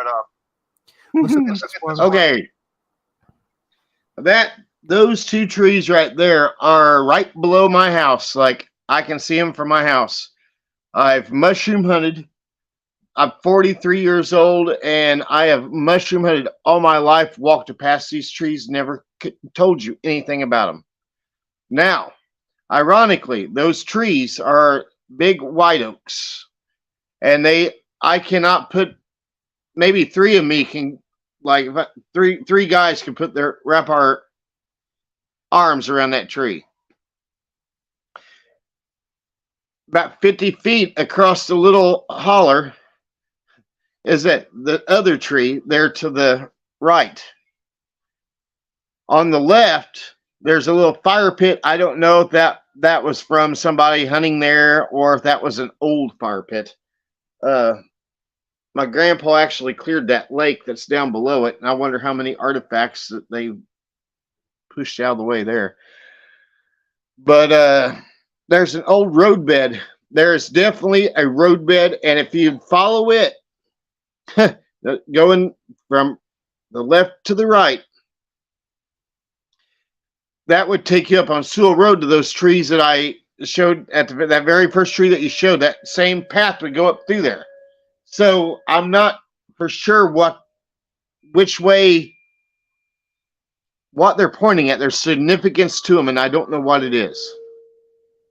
I don't know if it's villages this way, that way, but they are very neat trees. But there is an earthworks there that Fritz Zimmerman was looking at on one of the pictures. He's like, there's an earthworks there. And he said, I'm kind of curious about that. So there might be a mound down there. I don't know. There is an interesting.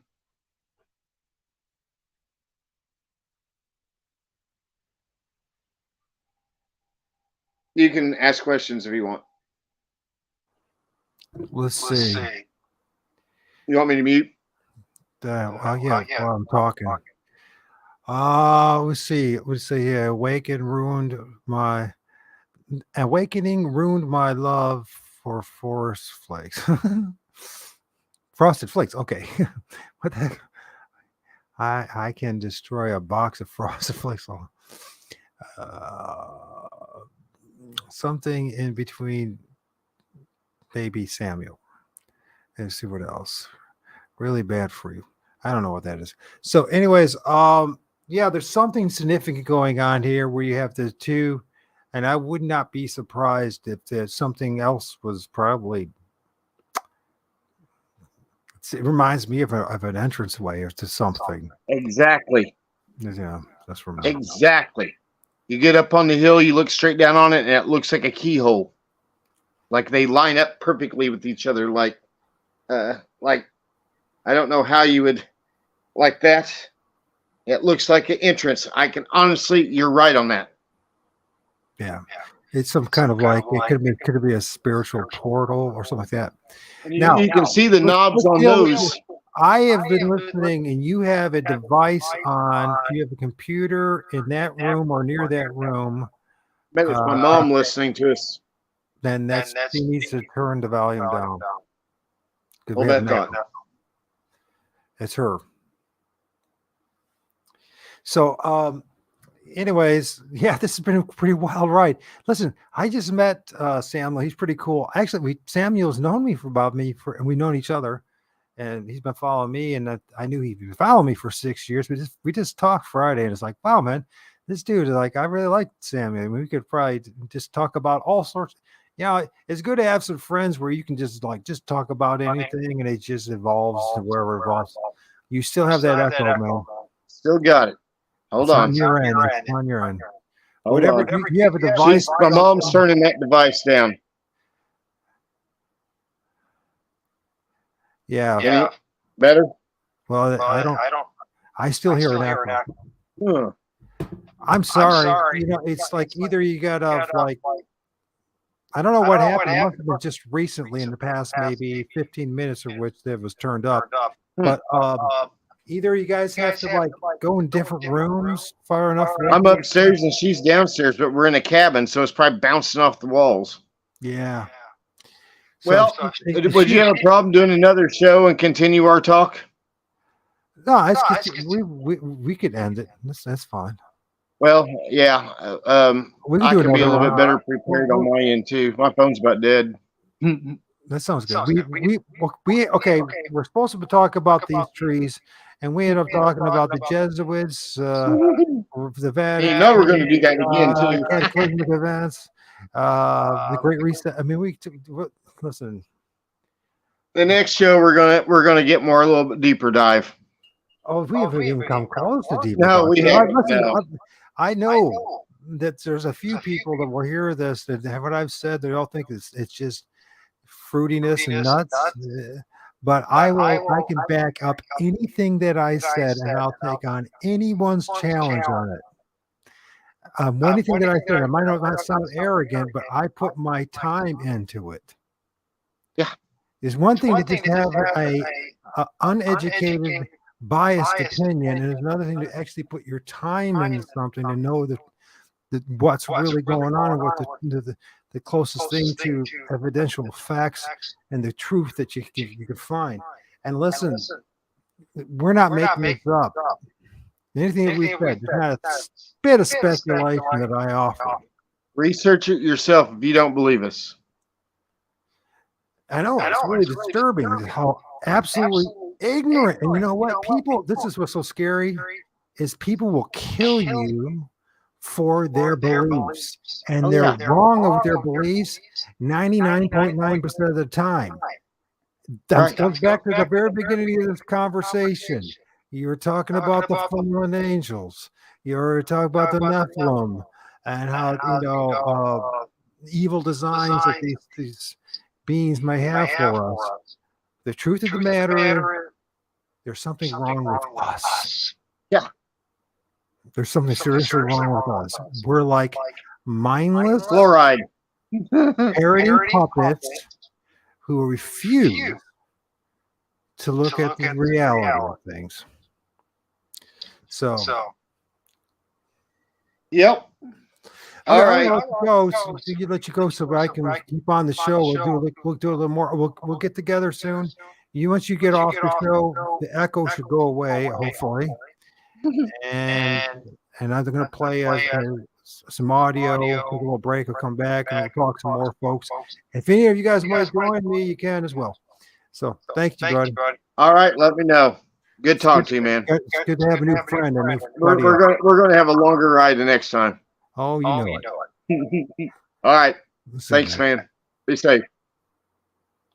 Now, hopefully the echo went away. Yes, it did. And now I can see the picture too. How does it, what happened with that connection? I don't understand it. With this connection with him, I couldn't use my screens or anything. And he's in a cabin, he says. Well, anyways, I'm going to play a little audio, then we will talk more about things. Man, we really wanted to go in here. But, the thing I want to talk a little bit myself about this stuff, not to say that I'm an expert about why I see the value in these trees. But I need to take a break, which means I need to go to the bathroom.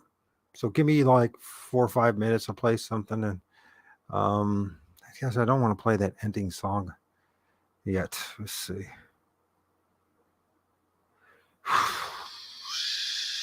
I'll play one thing for now and then.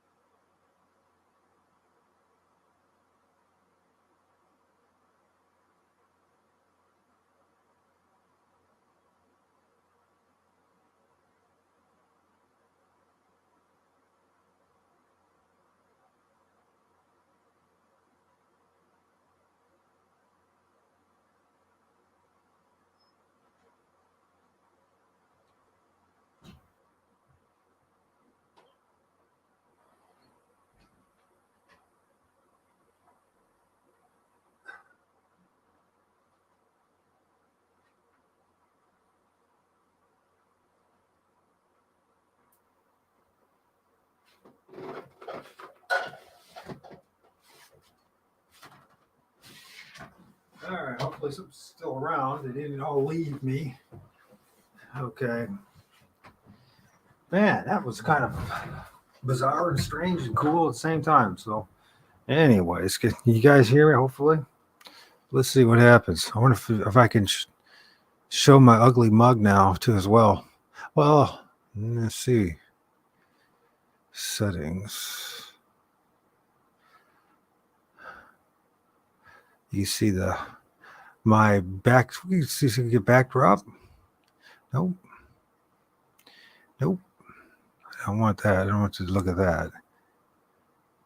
Just stop the camera for now. We'll see what happens.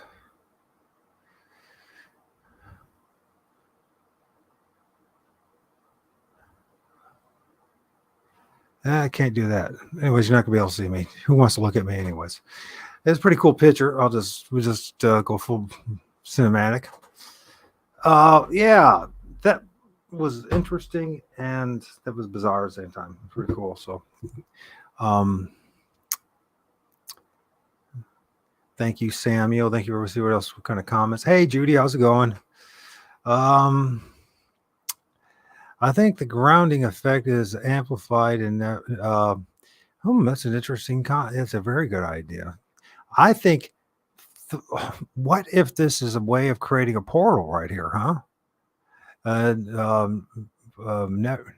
Networked differently through the realm, the branches. Right? Yeah, maybe that could be the case. They could have used that as a way to create absolutely.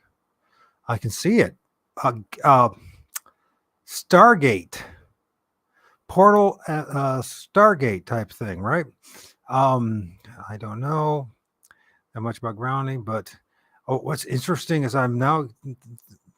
Hey, Bill from over at Maryland Squatch Watcher, he talked about last night. Good, I'm glad to hear that, Jay. That he had an interaction with a tree where he was touching a tree and he wasn't able to let go of it for a while. It's as if like he was being drawn into the tree. Now, I wonder if I should play that. And remember, Robbie from Oklahoma, right? And he had him grounding the tree, and he talked about a similar incident happened to him as well, where he wasn't able to let go for a short bit. Like something or someone's were drawing him into the tree or trying to connect permanently to the tree. I know it sounds really bizarre, right? But is it that bizarre? I don't think it's that bizarre. In fact, how's the audio while you're at it? Sheldon, tell me, give me a 1 if you can understand me, if the audio is okay. The audio is getting pretty crazy there. Maybe it's the connection that he said he was in the cabin. So that was fun. I want that. I want more interaction with you guys. So anybody else who's a listener who, and if you can do it, I know like Sheldon, he says he's not really set up to do it, but anybody who wants to join me in a conversation, in fact, I will invite and see what happens. And not to say that anybody has to, or anybody, as you know, it's not mandatory to be here and listen. But if you want to be part of the conversation a little more, there it is. The trees, these marker trees, what if they also have some kind of connection with Indian burial mounds and spirits? And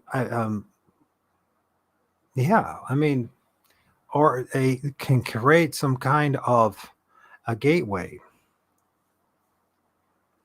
Maybe they figured out a way also to harness some of the energy It's okay, man. Like you said, well, I know you're on the other side of the pond, man. By the way, we haven't got a chance to even talk about your images. He's over there in the, you know, in Western Europe there, and he tree spirits there too. Imagine that. So, yeah, let's look at a few more of these images while we're at it. Let's see. So I guess if you see one of these type of trees, the first thing we need to think about is if you see you're out there in the field and you see one of the things that this has some kind of Indian marker tree, right? And it would be interesting to see what kind of interaction happens around these trees. Our field researchers spending much time, with EMF readers, filming it around these particular trees. What kind of interaction is there? For instance, Sasquatch sightings. Is there a connection in any way, shape, or form? Could be. I honestly think that there's a strong connection with what we call Sasquatch and a lot of the ancients, we call ancients.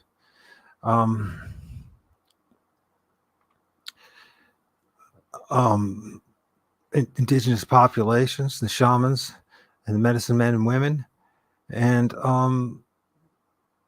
sightings. I think that these trees that we just look at right here and we think nothing of, it's just some kind of natural phenomena that happens in nature on its own, is not the case. And these are things when you're out in the field and you're out stomping around in the woods. And unfortunately, probably most people who are researchers are probably going to miss this. So we probably do have to do a part 2 where you have to get more into this, because you see these trees like that, we should not just ignore them. Now, I know that we've heard about this before by other people, like big Colorado Bigfoot, Mark over there, and a few others, but very little is actually talked about these particular trees. And I think it would also be very interesting, say, where Damon is, if he's still there, and if he's not there, I don't blame him. Frustration he probably goes through trying to communicate with us and share stuff. But where Julio's at, and to see if do you have these trees in Europe? Are you guys paying attention to these kind of trees? Is this a global phenomena? Now, a lot of people just dismiss this stuff as just being, something natural. But when you look at, like he says here, the pointed point right there, and you see that, and it's almost got like this pareidolia type face there. But a lot of times, the spirits also, they like manipulate the bark and all that to make it look like you're seeing faces. How common are these trees? This is just in his area. So just imagine, and I know I have trees like this in my area, and I'm sure you have trees in your area as well.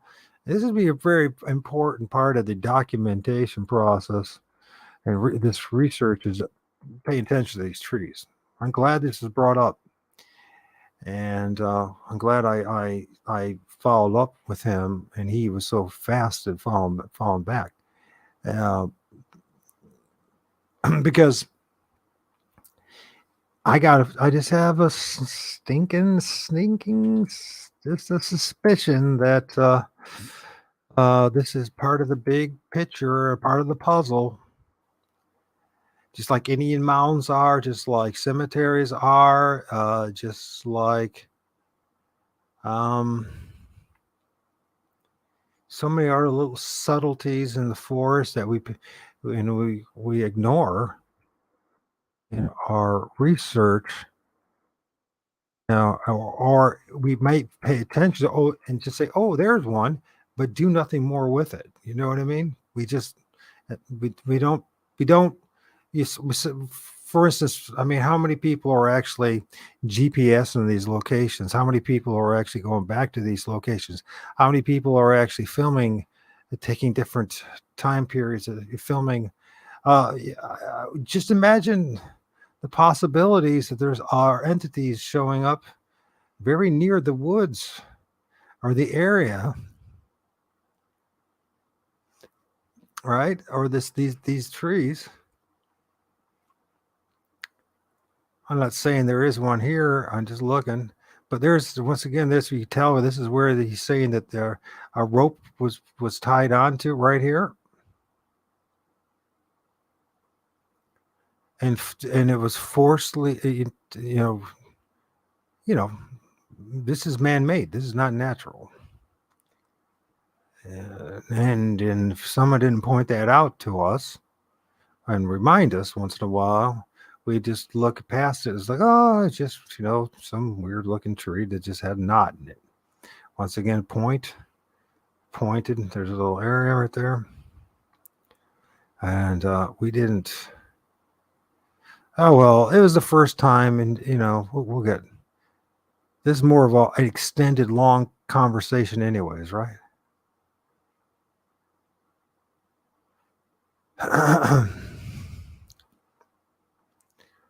So there was something at one time that was connected here.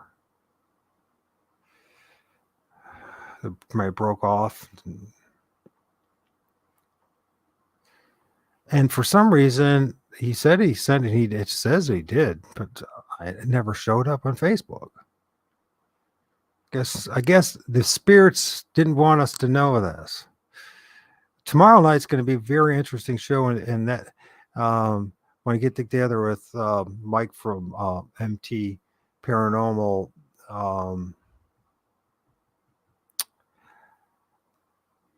Life. So MT Paranormal Life, Mike, and what he's recording with his ghost box and stuff like that, and EMF reader in the woods, with the images that I've been filming, and you guys, I'm going to hold off on those images until tomorrow, hopefully. I mean, I could share a couple of them if you want. Yeah, I'll share a couple. Should I break my silence? I got so many images. Why not? You guys want to see some of the newest forest spirits I filmed, tree spirits?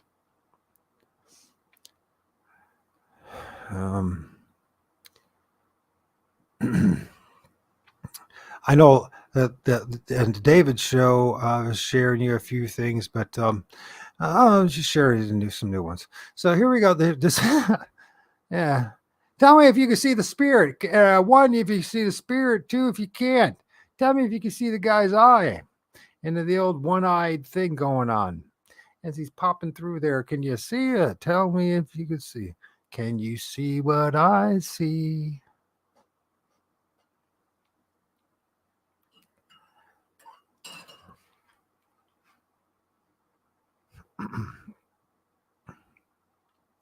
This thing is such, I know it gets blurry as magnification goes, but you can even see with this entity, this is one eye, you can even see the teeth.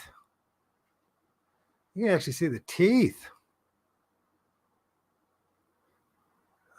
The mouth.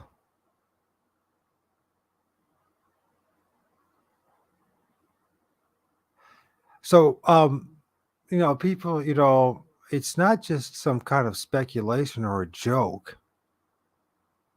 It's real. And it's a big part of the whole equation of everything that's going on. Listen, if this stuff has been hid from us from all this time and it's only now coming out, how long have they known about this stuff? What's their connection with the great resets of the past, with the archons, with the spirits of the astral plane and above, the daemons and the god of this world that seems to want to keep us enslaved in this place forever and a day? Listen, this has nothing to do with religion now. You just forget about religion. Common sense should start leading you into the same direction. There's something not right with this place. There's just something not right with this place. You probably are one of these people that says, you know what? I just never felt like I belonged here. And you know why? Because you don't. Now, what the heck happened to us? How did we get so stuck in here? This one was kind of an interesting one. Notice the branch right here where this should be casting a shadow. Notice it's a dog. Like one of those things you might see in an Egyptian hieroglyphics.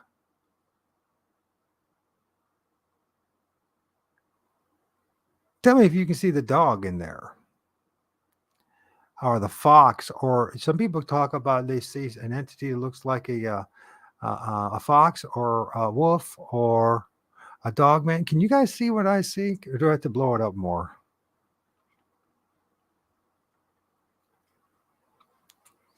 Can you see it? It's pointed ears. Now, where did they get this idea for this dog thing? The Egyptians. Now, I'm going to tell you something. You can do this. You just have to have a decent enough camera, and you have to get close to the trees. You can't, be 300 yards away and expect to get these kind of images. You have to be at least within 50 yards of these trees. Okay, edge of the woods. Don't be afraid of them. Okay, but they're there, and they're all there, and they've been there all along. But no one ever told us to look up. No one ever told us to look up. They said, look down, look at the ground. All right? No one ever told us to look up. And so we don't, because it's not by our nature. We're not even designed to do this. Why are we designed not to look up? I'm being honest about this. We're not designed to look up. We're designed to look down. And what's funny about these, we got the one dog here, right? And then we got another looking thing, whatever it is there too. It starts to get all distorted, right? What is interesting, though, when you look at it and pay a little bit of attention to it as well, is that if you notice, there's like this kind of bubbly look to it, right? It's not just pareidolia or pixelation. There's actually an EMF, a frequency coming out of it, out of the tree.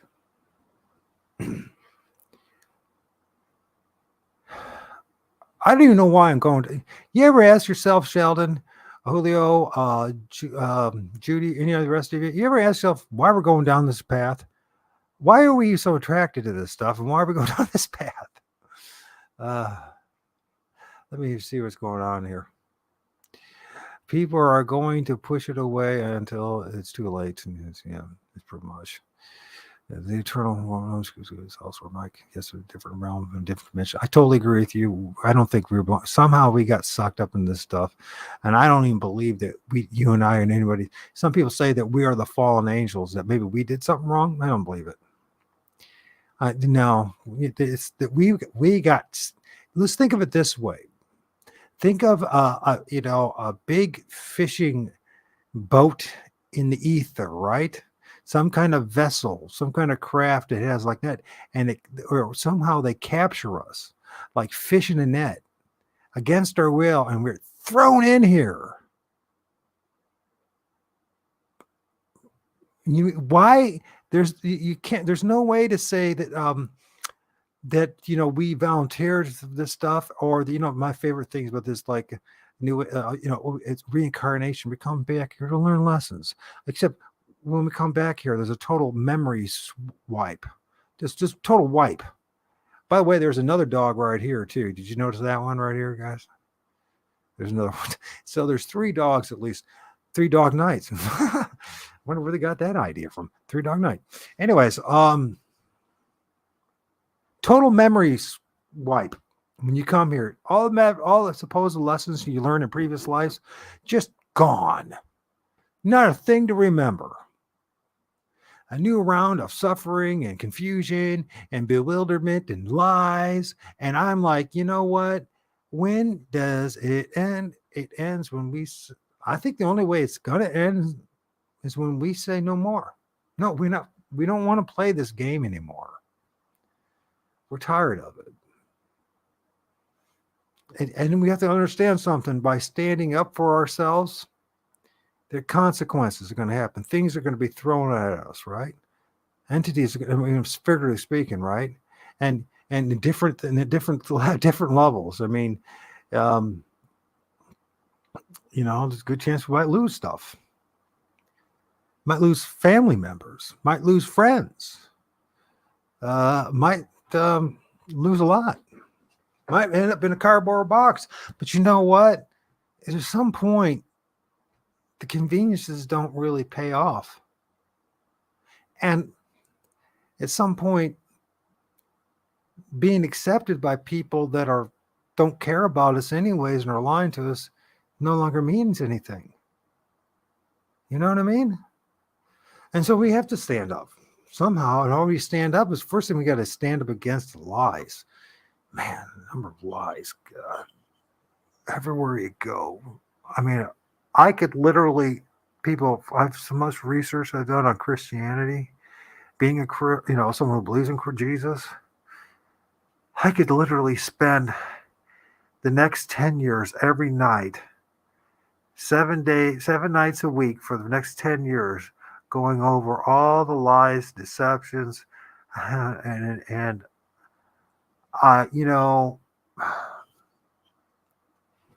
sometimes I wonder if really the real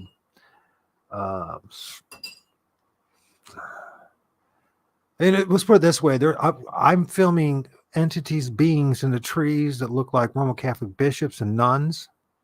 It might give you an idea of what's going on.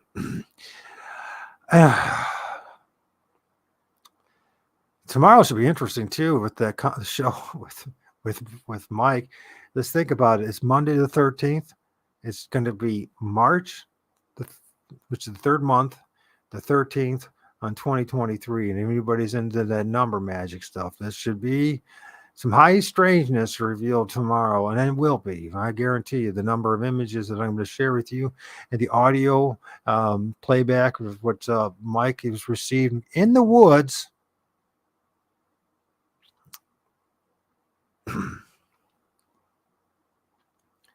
I think there's a lot of trapped souls. I think about these light workers, and they talk about people, when you deal with these spirits, they say, they encourage them to go back into the light. Now, I'm not one of these light workers, right? But I'm wondering if there's a point to it, whether we're going down the right path or not. I don't know. But it seems like a lot of these people are stuck, and entities are stuck. Anyways, this is another one of these shadow beings, and I know it's going to be hard to believe or see. And they're stacking up, but just I want you to pay attention to the teeth right here, the face right here. This is the hairline. This is his ear. Sorry, here. This is right. You see the eye there and eye there. You can see the teeth.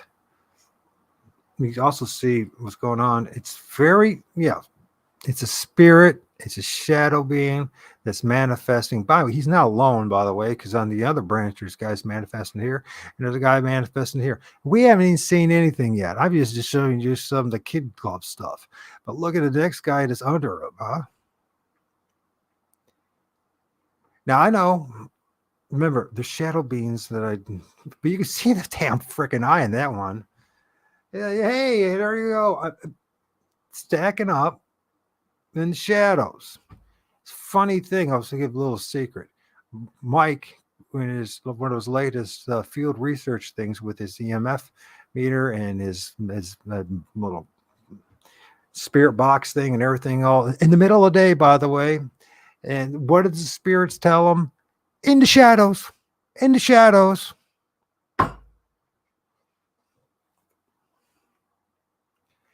Now,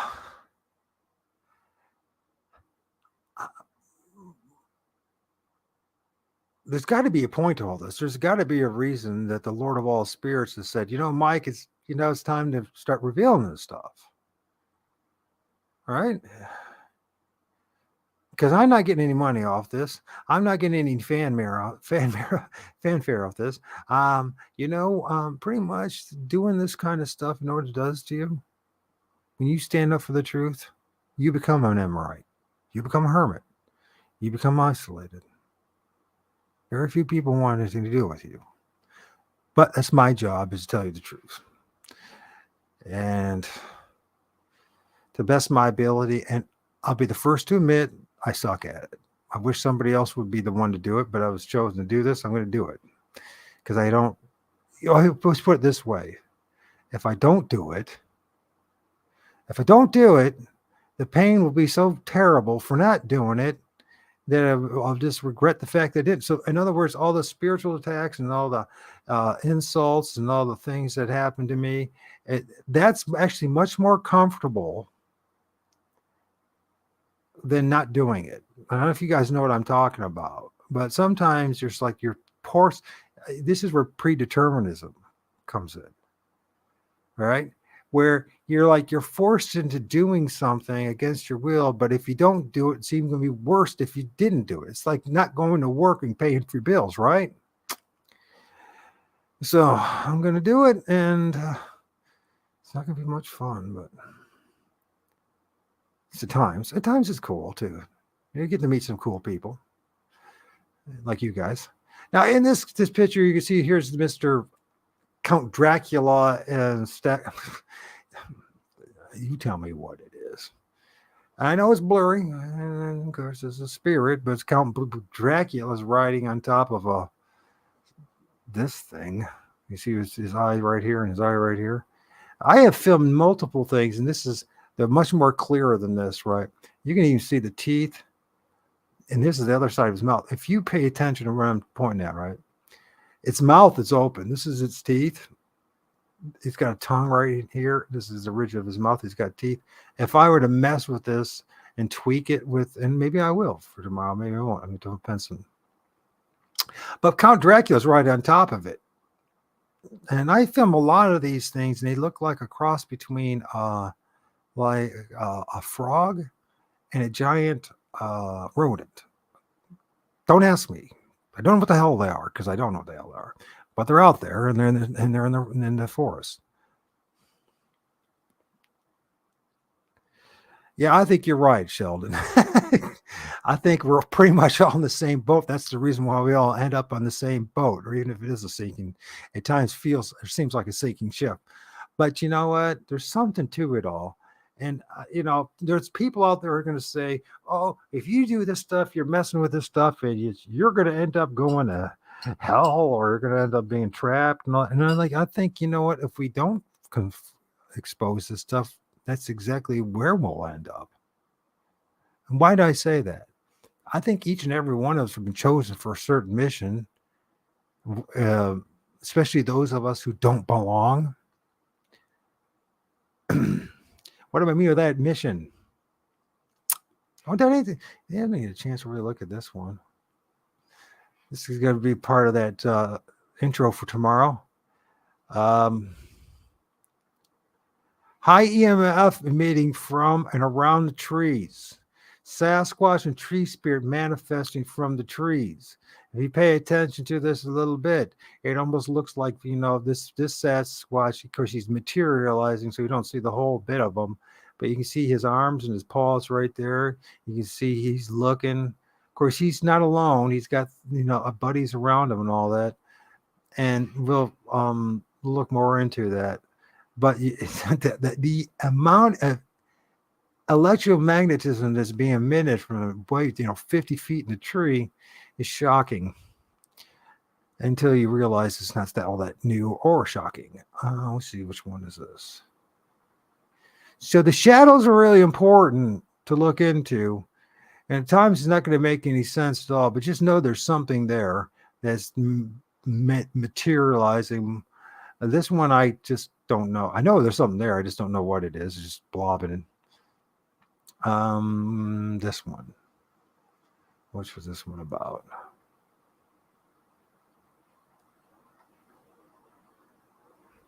Oh, there's dude right here.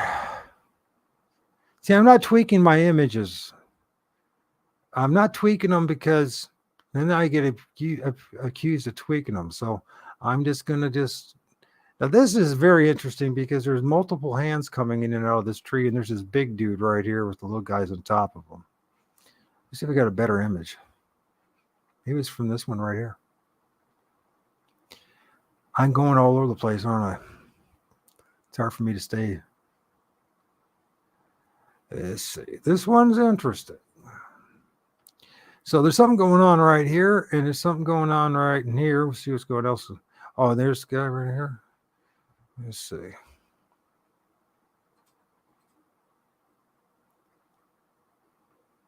Who's manifesting who?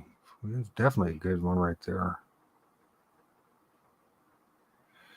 So if you can see, there's a guy right here. This is his eyes, nose, this is his mouth. I wish it was pareidolia. I really do. I kind of feel for these things all being stuck in that tree, especially the ones that look like people. Oh, this is the big guy right here, I think. So anyways, if you pay attention, he's actually got a mouth with teeth. It's very blurry, extremely blurry. I need to tweak it. Maybe I'll tweak it so you guys can tell for sure. And you're gonna call me Mr. Pareidolia, but that's what. But you can see the teeth.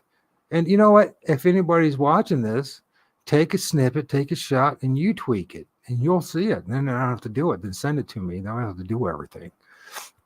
There's a guy right here. He's 100%. This the Tibian or totem pawn. And where else is there? That's probably. There's multiple ones, but let's see. This guy, he's a dead ringer for one. And this one is weird. This is like, it's like one there and then one there. There's like a line running through it. And there's a big guy right here, for sure, in the shadows. I find this interesting. It's just in light. This is definitely a light anomaly from my camera and what the sunlight is doing to it. Or is it definitely? What's very interesting about it to me is the plasmic nature of it. The plasmic nature of it. Now, I think it's. I would put my money on it that it is a light anomaly, but that doesn't mean I'm right. It doesn't mean I'm right. For all I know, this is because orbs are usually round, right? And this is this, but then they got this six-sided. That's once in a while you get it with your camera. So and it's very strange.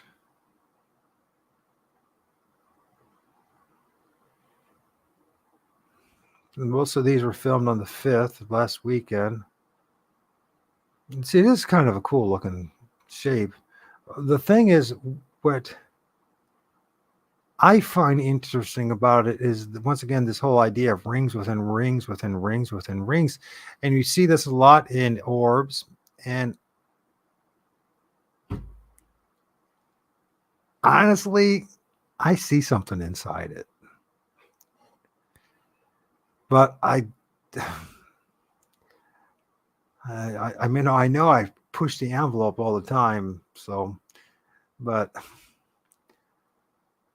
There's a dude right in here. I'm just saying, there's a dude right in there. So,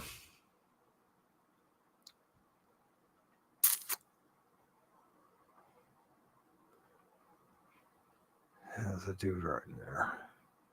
An eye right there and an eye right there. And if somebody would brighten that up and do it themselves, the trees and sunlight, the interaction of trees and sunlight.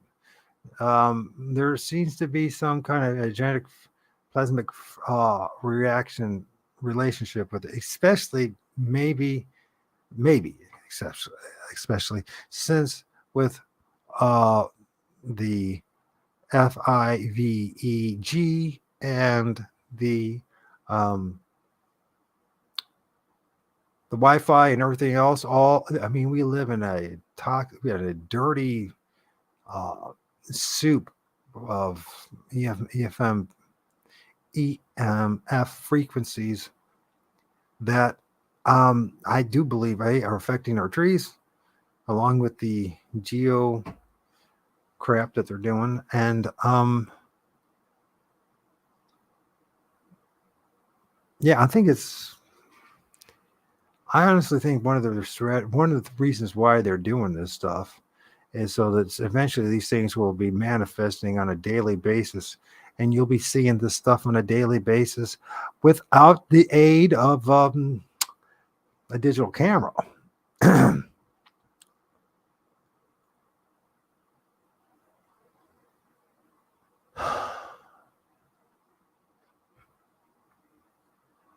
Notice all these images in this section are just in my neighbor's yard and neighborhood.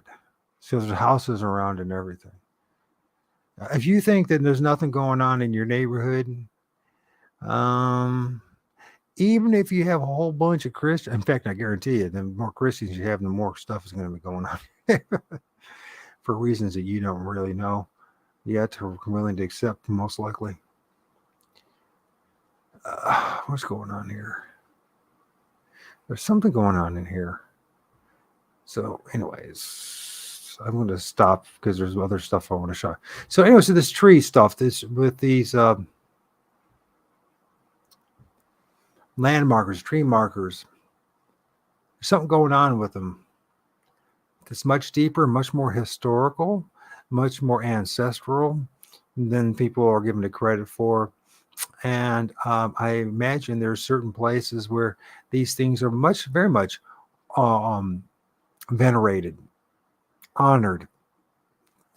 People, the country folk, they call them pagans. The irony of irony is, and I'm going to say something that probably might drive some of you away from me, but I'm telling you in all sincerity, and I'm not being disrespectful, Christianity is paganism. So it's the classic case of the pot calling the kettle black. Understand that. And that's what they've done to us. They got us calling each other names when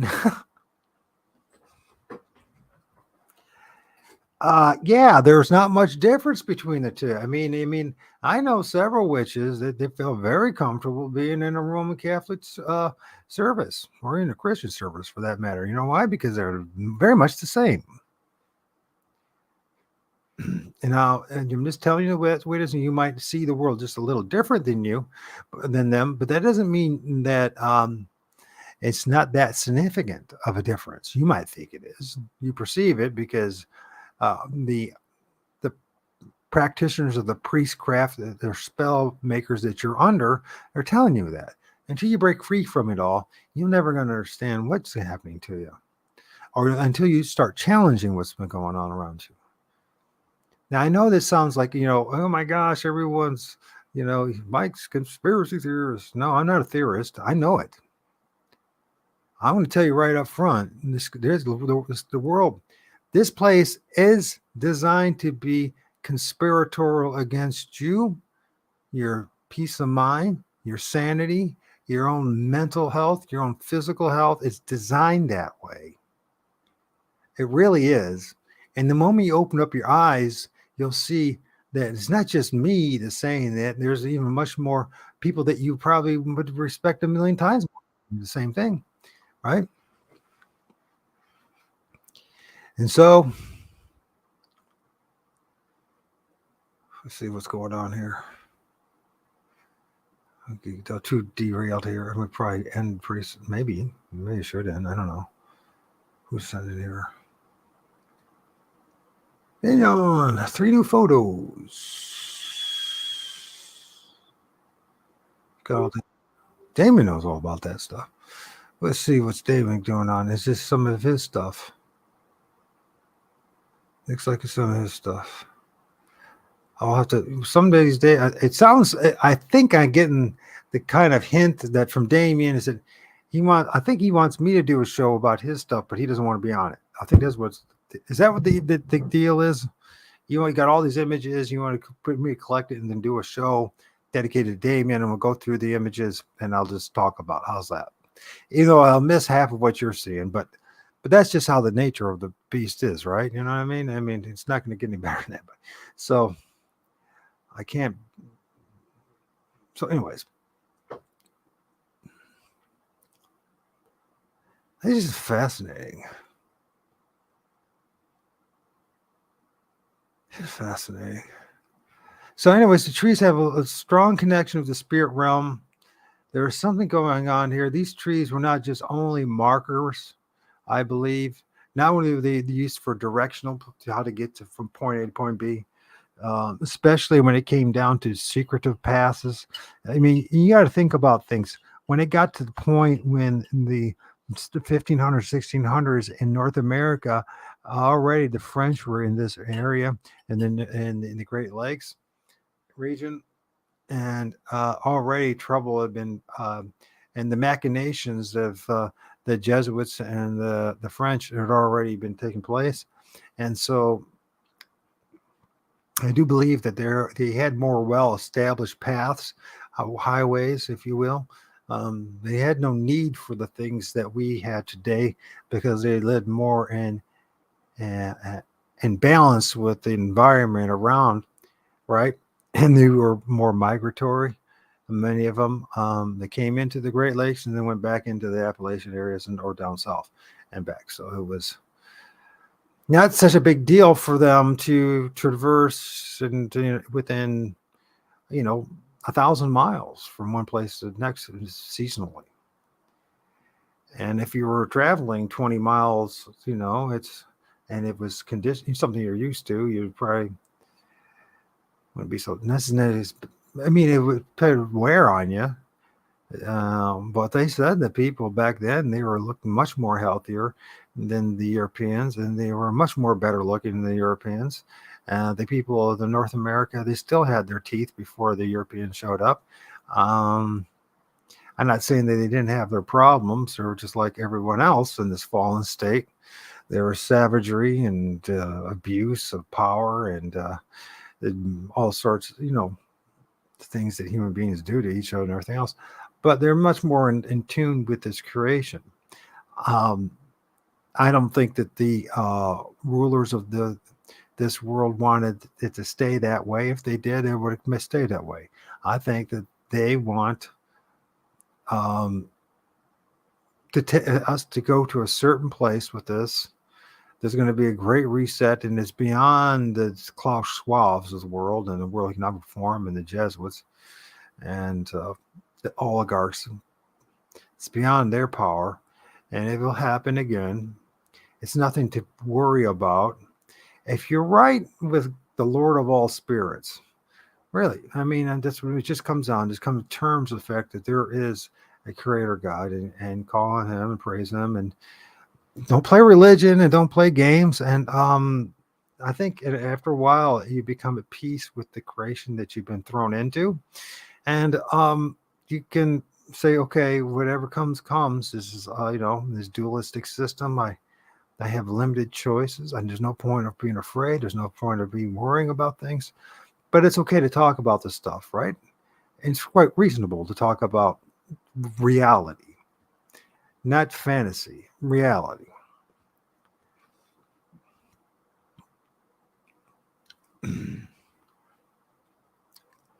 And so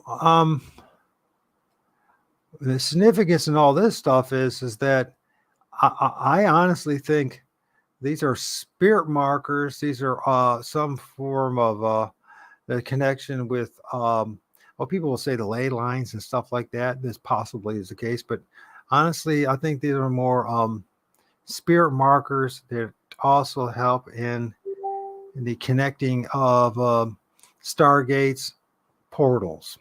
That's what I think. Am I right about that? You like that? You like this? That's gotta. that's that's a new scientific term called. I don't know. I think so. I think you're missing a bit, brother. I'm sure I am missing quite a bit. And I'm sure you're missing quite a bit too, Damon. Don't forget that. We're all missing quite a bit of it. I have not met a person yet who got it figured out. Let's see what maybe it's some of the images. I have not met a person yet. I got a lot of people that say that until you break you ask them, and then it's like, nippy. Let's see here. Oh yeah, you talking about the spirits in the wood? Yeah, yeah. I know. Yeah. Thank you for doing that. Well, the thing is, it's not surprising, right, Damien? Because we got the spirits are within the wood. It's not even like Jack. Is that Jack? Is that cameraman Jack? Yeah, there's he's looking at you right there. Yeah, good find, buddy. Oh, and I say some of these guys they do. I mean, they must look to see us as ugly, but man, they're pretty damn ugly too. Whew. There's no denying. That's good job, Damien. That's a good one right there. Look what Damien found right there, man. Right there. Good job, bro. That's what I was missing. Well, imagine that. I missed that and everything. 20,000 things. Very cool looking. I also honestly think too, when you think about the Bigfoot hair, right? Because I honestly, they talk about hair and the hair of Sasquatch and Bigfoot. I honestly think that I think they're hiding from us something, and I think what the hiding part is root hairs from trees, vegetation. For some reason, they don't want us to go too deep into that part of the scenario. I think it's because it's going to lead to this kind of conversation. And okay, here's something to think about. Multiple people go missing a year. And I gotta play this sometime this next couple of weeks, once I get enough of a compilation of testimonies of people who went to a tree or went next to a tree or hid behind or under a tree, and that tree ended up enveloping them, trying to suck them in, or they got stuck in it, or were touching the grounded by the roots. How many people are actually have gone missing because of some kind of scenario I just painted or shared? How many? Let's see. You're missing it. Okay. You, sir, should watch your points of communication comparing Christianity. Oh, yeah. I can watch my points of communication. If you see there's something wrong with what I'm saying, please enlighten me. And I don't think you're gonna, though.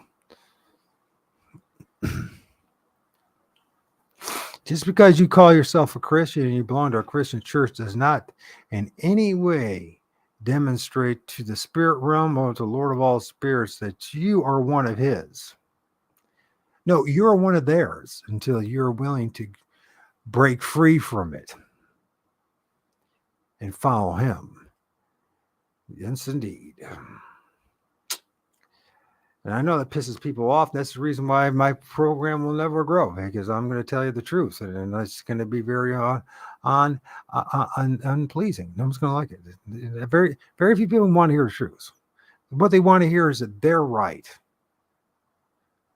and that the delusion that they're under is the way that everyone else should go. And the problem is, a guy like me is going to show up and say, you know what? No way. I've been watching. I've been comparing. I've done my homework, the real homework, not that was in Sunday school, the real homework. And you know what? you're in a terrible place and you have no idea. You're in a very terrible place.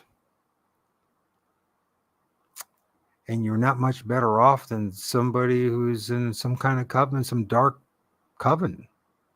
And you don't even realize it. You don't even realize it.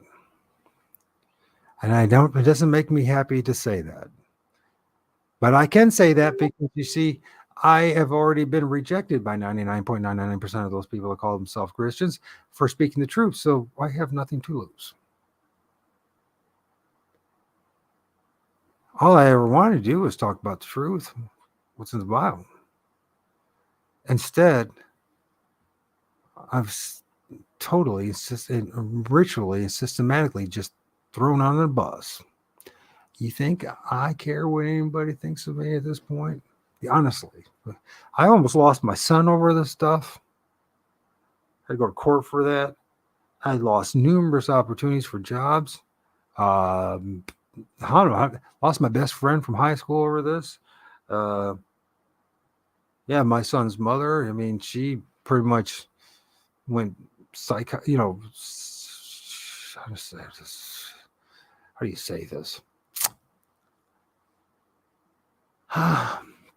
She's part of the Matrix, so she's been weaponized by the Matrix. She can't help it. She can't help it. Sad. That's how it is. No, I have no problem with. I already lost things over and over again. I'm the type of guy. I am perfectly happy if you know what, if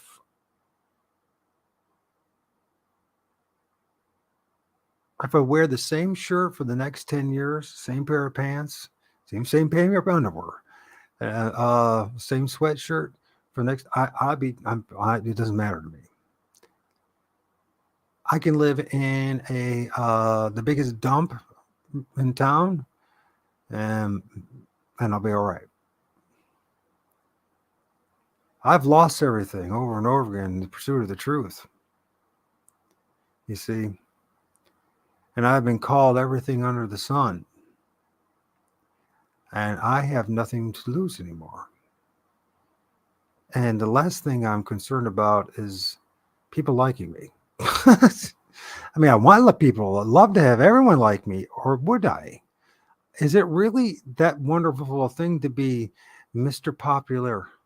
Because it usually is a facade, and I want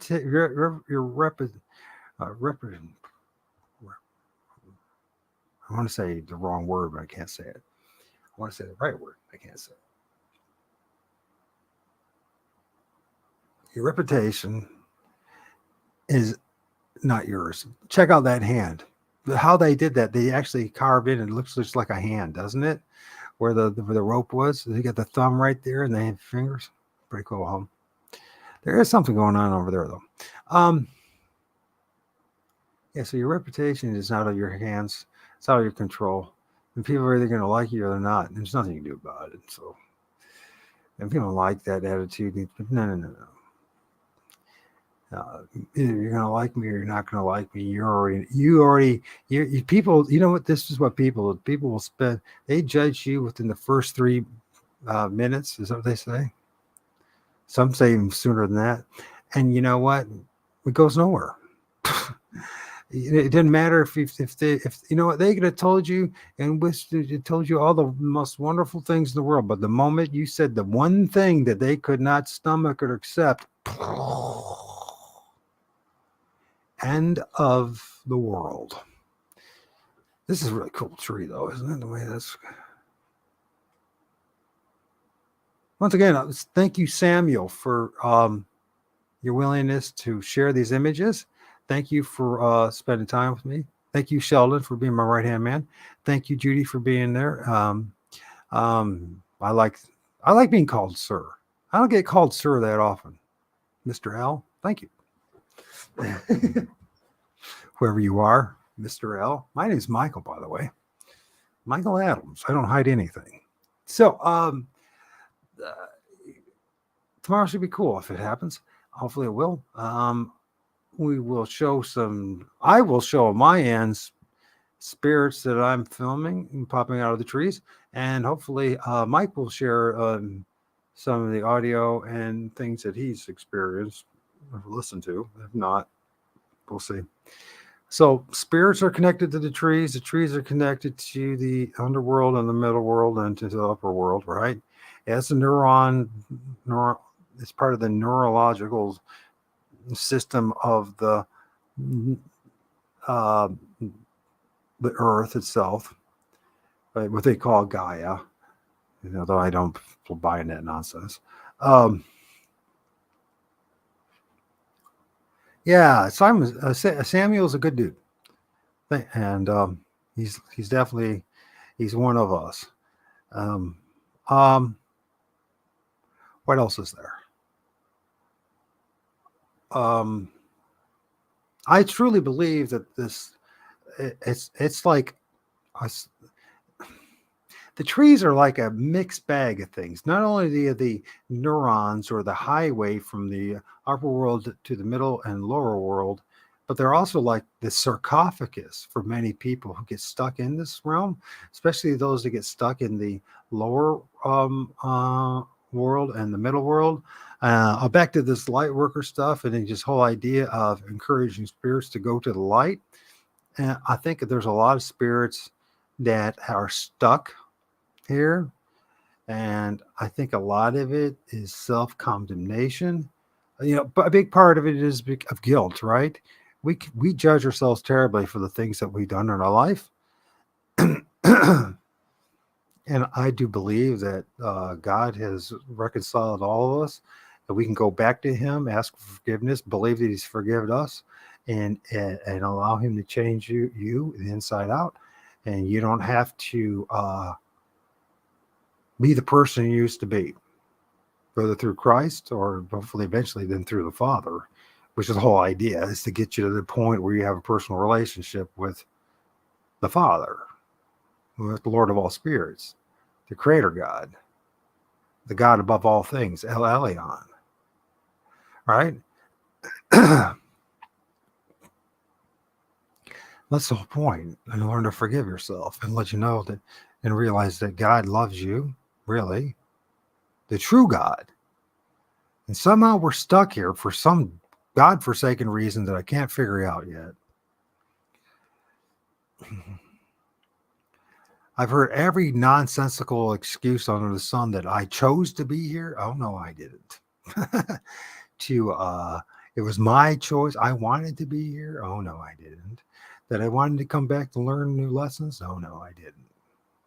That's not me. It might be you.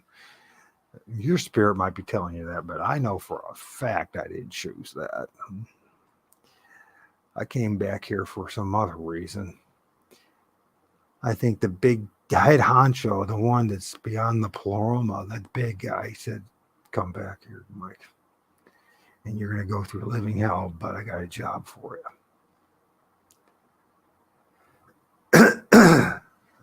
And it's not going to be a very glorious job, and it's not going to be very, but it's a job that needs to be done. And you told me that you would even just pull the grass, mow my lawn with your bare teeth for all eternity. And so I'm having you do it. So that's what's happening. And I think a lot of us, that's what we're doing. We don't even realize it. And if it's nothing more than just be, supportive of each other, right?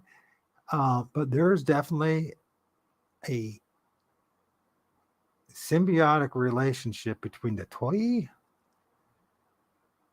us, the spirit realm, and what is beyond. You ever ask yourself at times, what was it like? What was it like? What was it like 1,000 years ago, 2,000 years ago, 5,000 years ago, 10,000 years ago? What was it like when the trees were massive? And could it possibly have been a time just like the movie Avatar and all that they did, Cameron and everyone did, is just stole an old idea and an old story that had been told for many, many years and many generations from other groups of people. It wasn't told to us, though, was it? No, not on our public schools education system or, the Satan's altar, television. No, it had to be revealed to us in a movie. And then it had to be bastardized. But let's just think about it. What if at a time our ancestors, when they said that we came down from the trees, let's think of it this way. Let's say that the trees themselves were so large that we had villages and cities inside the trees, around the trees, on the trees. That, our ability to, tunnel, to make caves and mines and shafts and everything else originally came from us, like bipedal termites that we were, building these elaborate villages and cities. And don't think like it is today. Not with millions of people. I'm just talking maybe a few thousand people are inside a tree, around a tree. I got a feeling that really did happen. There's a memory. There's still a memory. There's still a memory of it within the trees themselves. There's a memory of it. And something has gone out of its way to cause these things to be progressively live shorter lives and be smaller and smaller. And you can blame it on the forestry department or the industry. And certainly they are a major contributor to all this, but something else higher than them so desires it. And I think it's because something has gone out of its way to keep us down.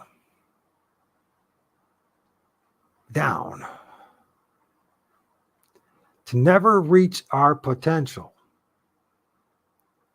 Never get to that point. Well, they could be like us, like gods, because that's what we were supposed to be. Can't do that, though. Because if we were like them, then they can't control us. And then they can't feed off us. That loose factory. Right? I think that's exactly what's going on. I think that they have gone way out of their way to keep us all down and consistently doing it. But here's the thing. I don't believe we have to stay that way, but we can't stop thinking in terms of their terms. They say we have to live and we have to work within their systems. No, we have to go beyond that. Bipedal termites. That's right. That's right, Sheldon. See, the bipedal, I'm right, laugh loud. We're bipedal. We were bipedal termites, and we still are. Let's think about that. We are. Mining and everything else, we're doing 100%. We're not.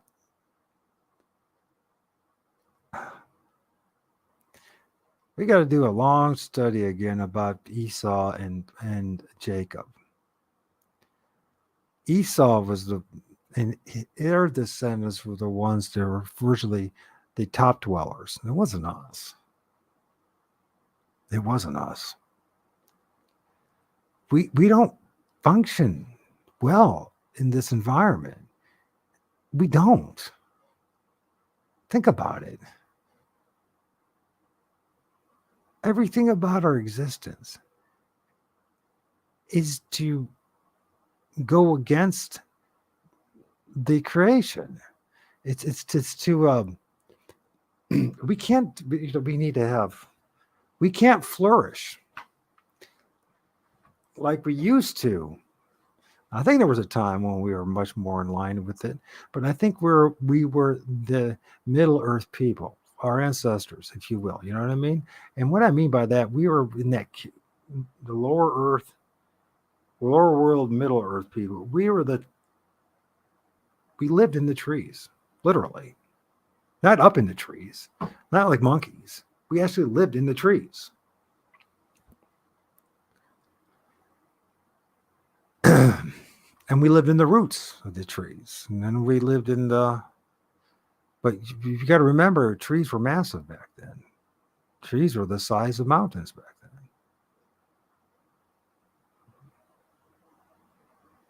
When trees lived for, not just for thousands of years, they lived for tens of thousands and hundreds of thousands of years, probably.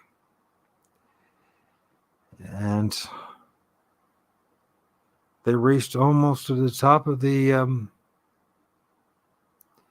upper part of the upper world. And there was much more. At one time, trees were so much bigger and so much more connected to all that from the underworld, the middle world, and the upper world. And they really, in their most magnificent stage, their age, they truly were. I bet you they emitted such an electromagnetic frequency. They must have just glowed at night. And they probably helped provide light back then. Strange as that sounds. Like yes, like the Devil's Tower. You're right, Sheldon. Think of this. If you have a giant tree that has this amount of magnetic frequency going through it, and it's really having this, it's really functioning like a battery. It's a certain point, at a certain point in the upper atmosphere, it's going to light it up. It's going to light it up. Like an aurora. Like each tree created its own aurora. Could you imagine the light show it must have been back in the day? Thousands of years ago. Tens of thousands of years ago. Think about that. The light show that it must have been. It must have been pretty cool. Anyways, I got talking too much and rambling too much and putting my foot in my mouth too much. Sheldon, thank you for being there. Let's see. Everybody else at the 5 of you left, thank you for being there. Judy, thank you for being there. I hope you have something to say. Mr. L, thank you for being there. I don't know what you were talking about. I don't think you know what you're talking about. I know. I've discovered that 99.9% of my fellow Christians do not know what they're talking about. They know how to get angry and pissed off about stuff. But you know what? If you really knew what you were talking about, I discovered something. If you really know what you're talking about, guess what happens? You don't get upset about stuff. About that. You can listen to somebody and you know that they are blatantly full of crap. And they're totally saying the complete opposite of what it's the absolute reality. And you know what you do? You go, oh, well, maybe someday I'll figure it out. But he's not, not prepared yet to hear the truth. And no, he's still stuck in the matrix. So there's no point in getting all upset about it. In fact, you know what you do? You get very empathetic about things. You do. You get sympathetic about things. You're like, you know what? I remember when I was there. I remember that.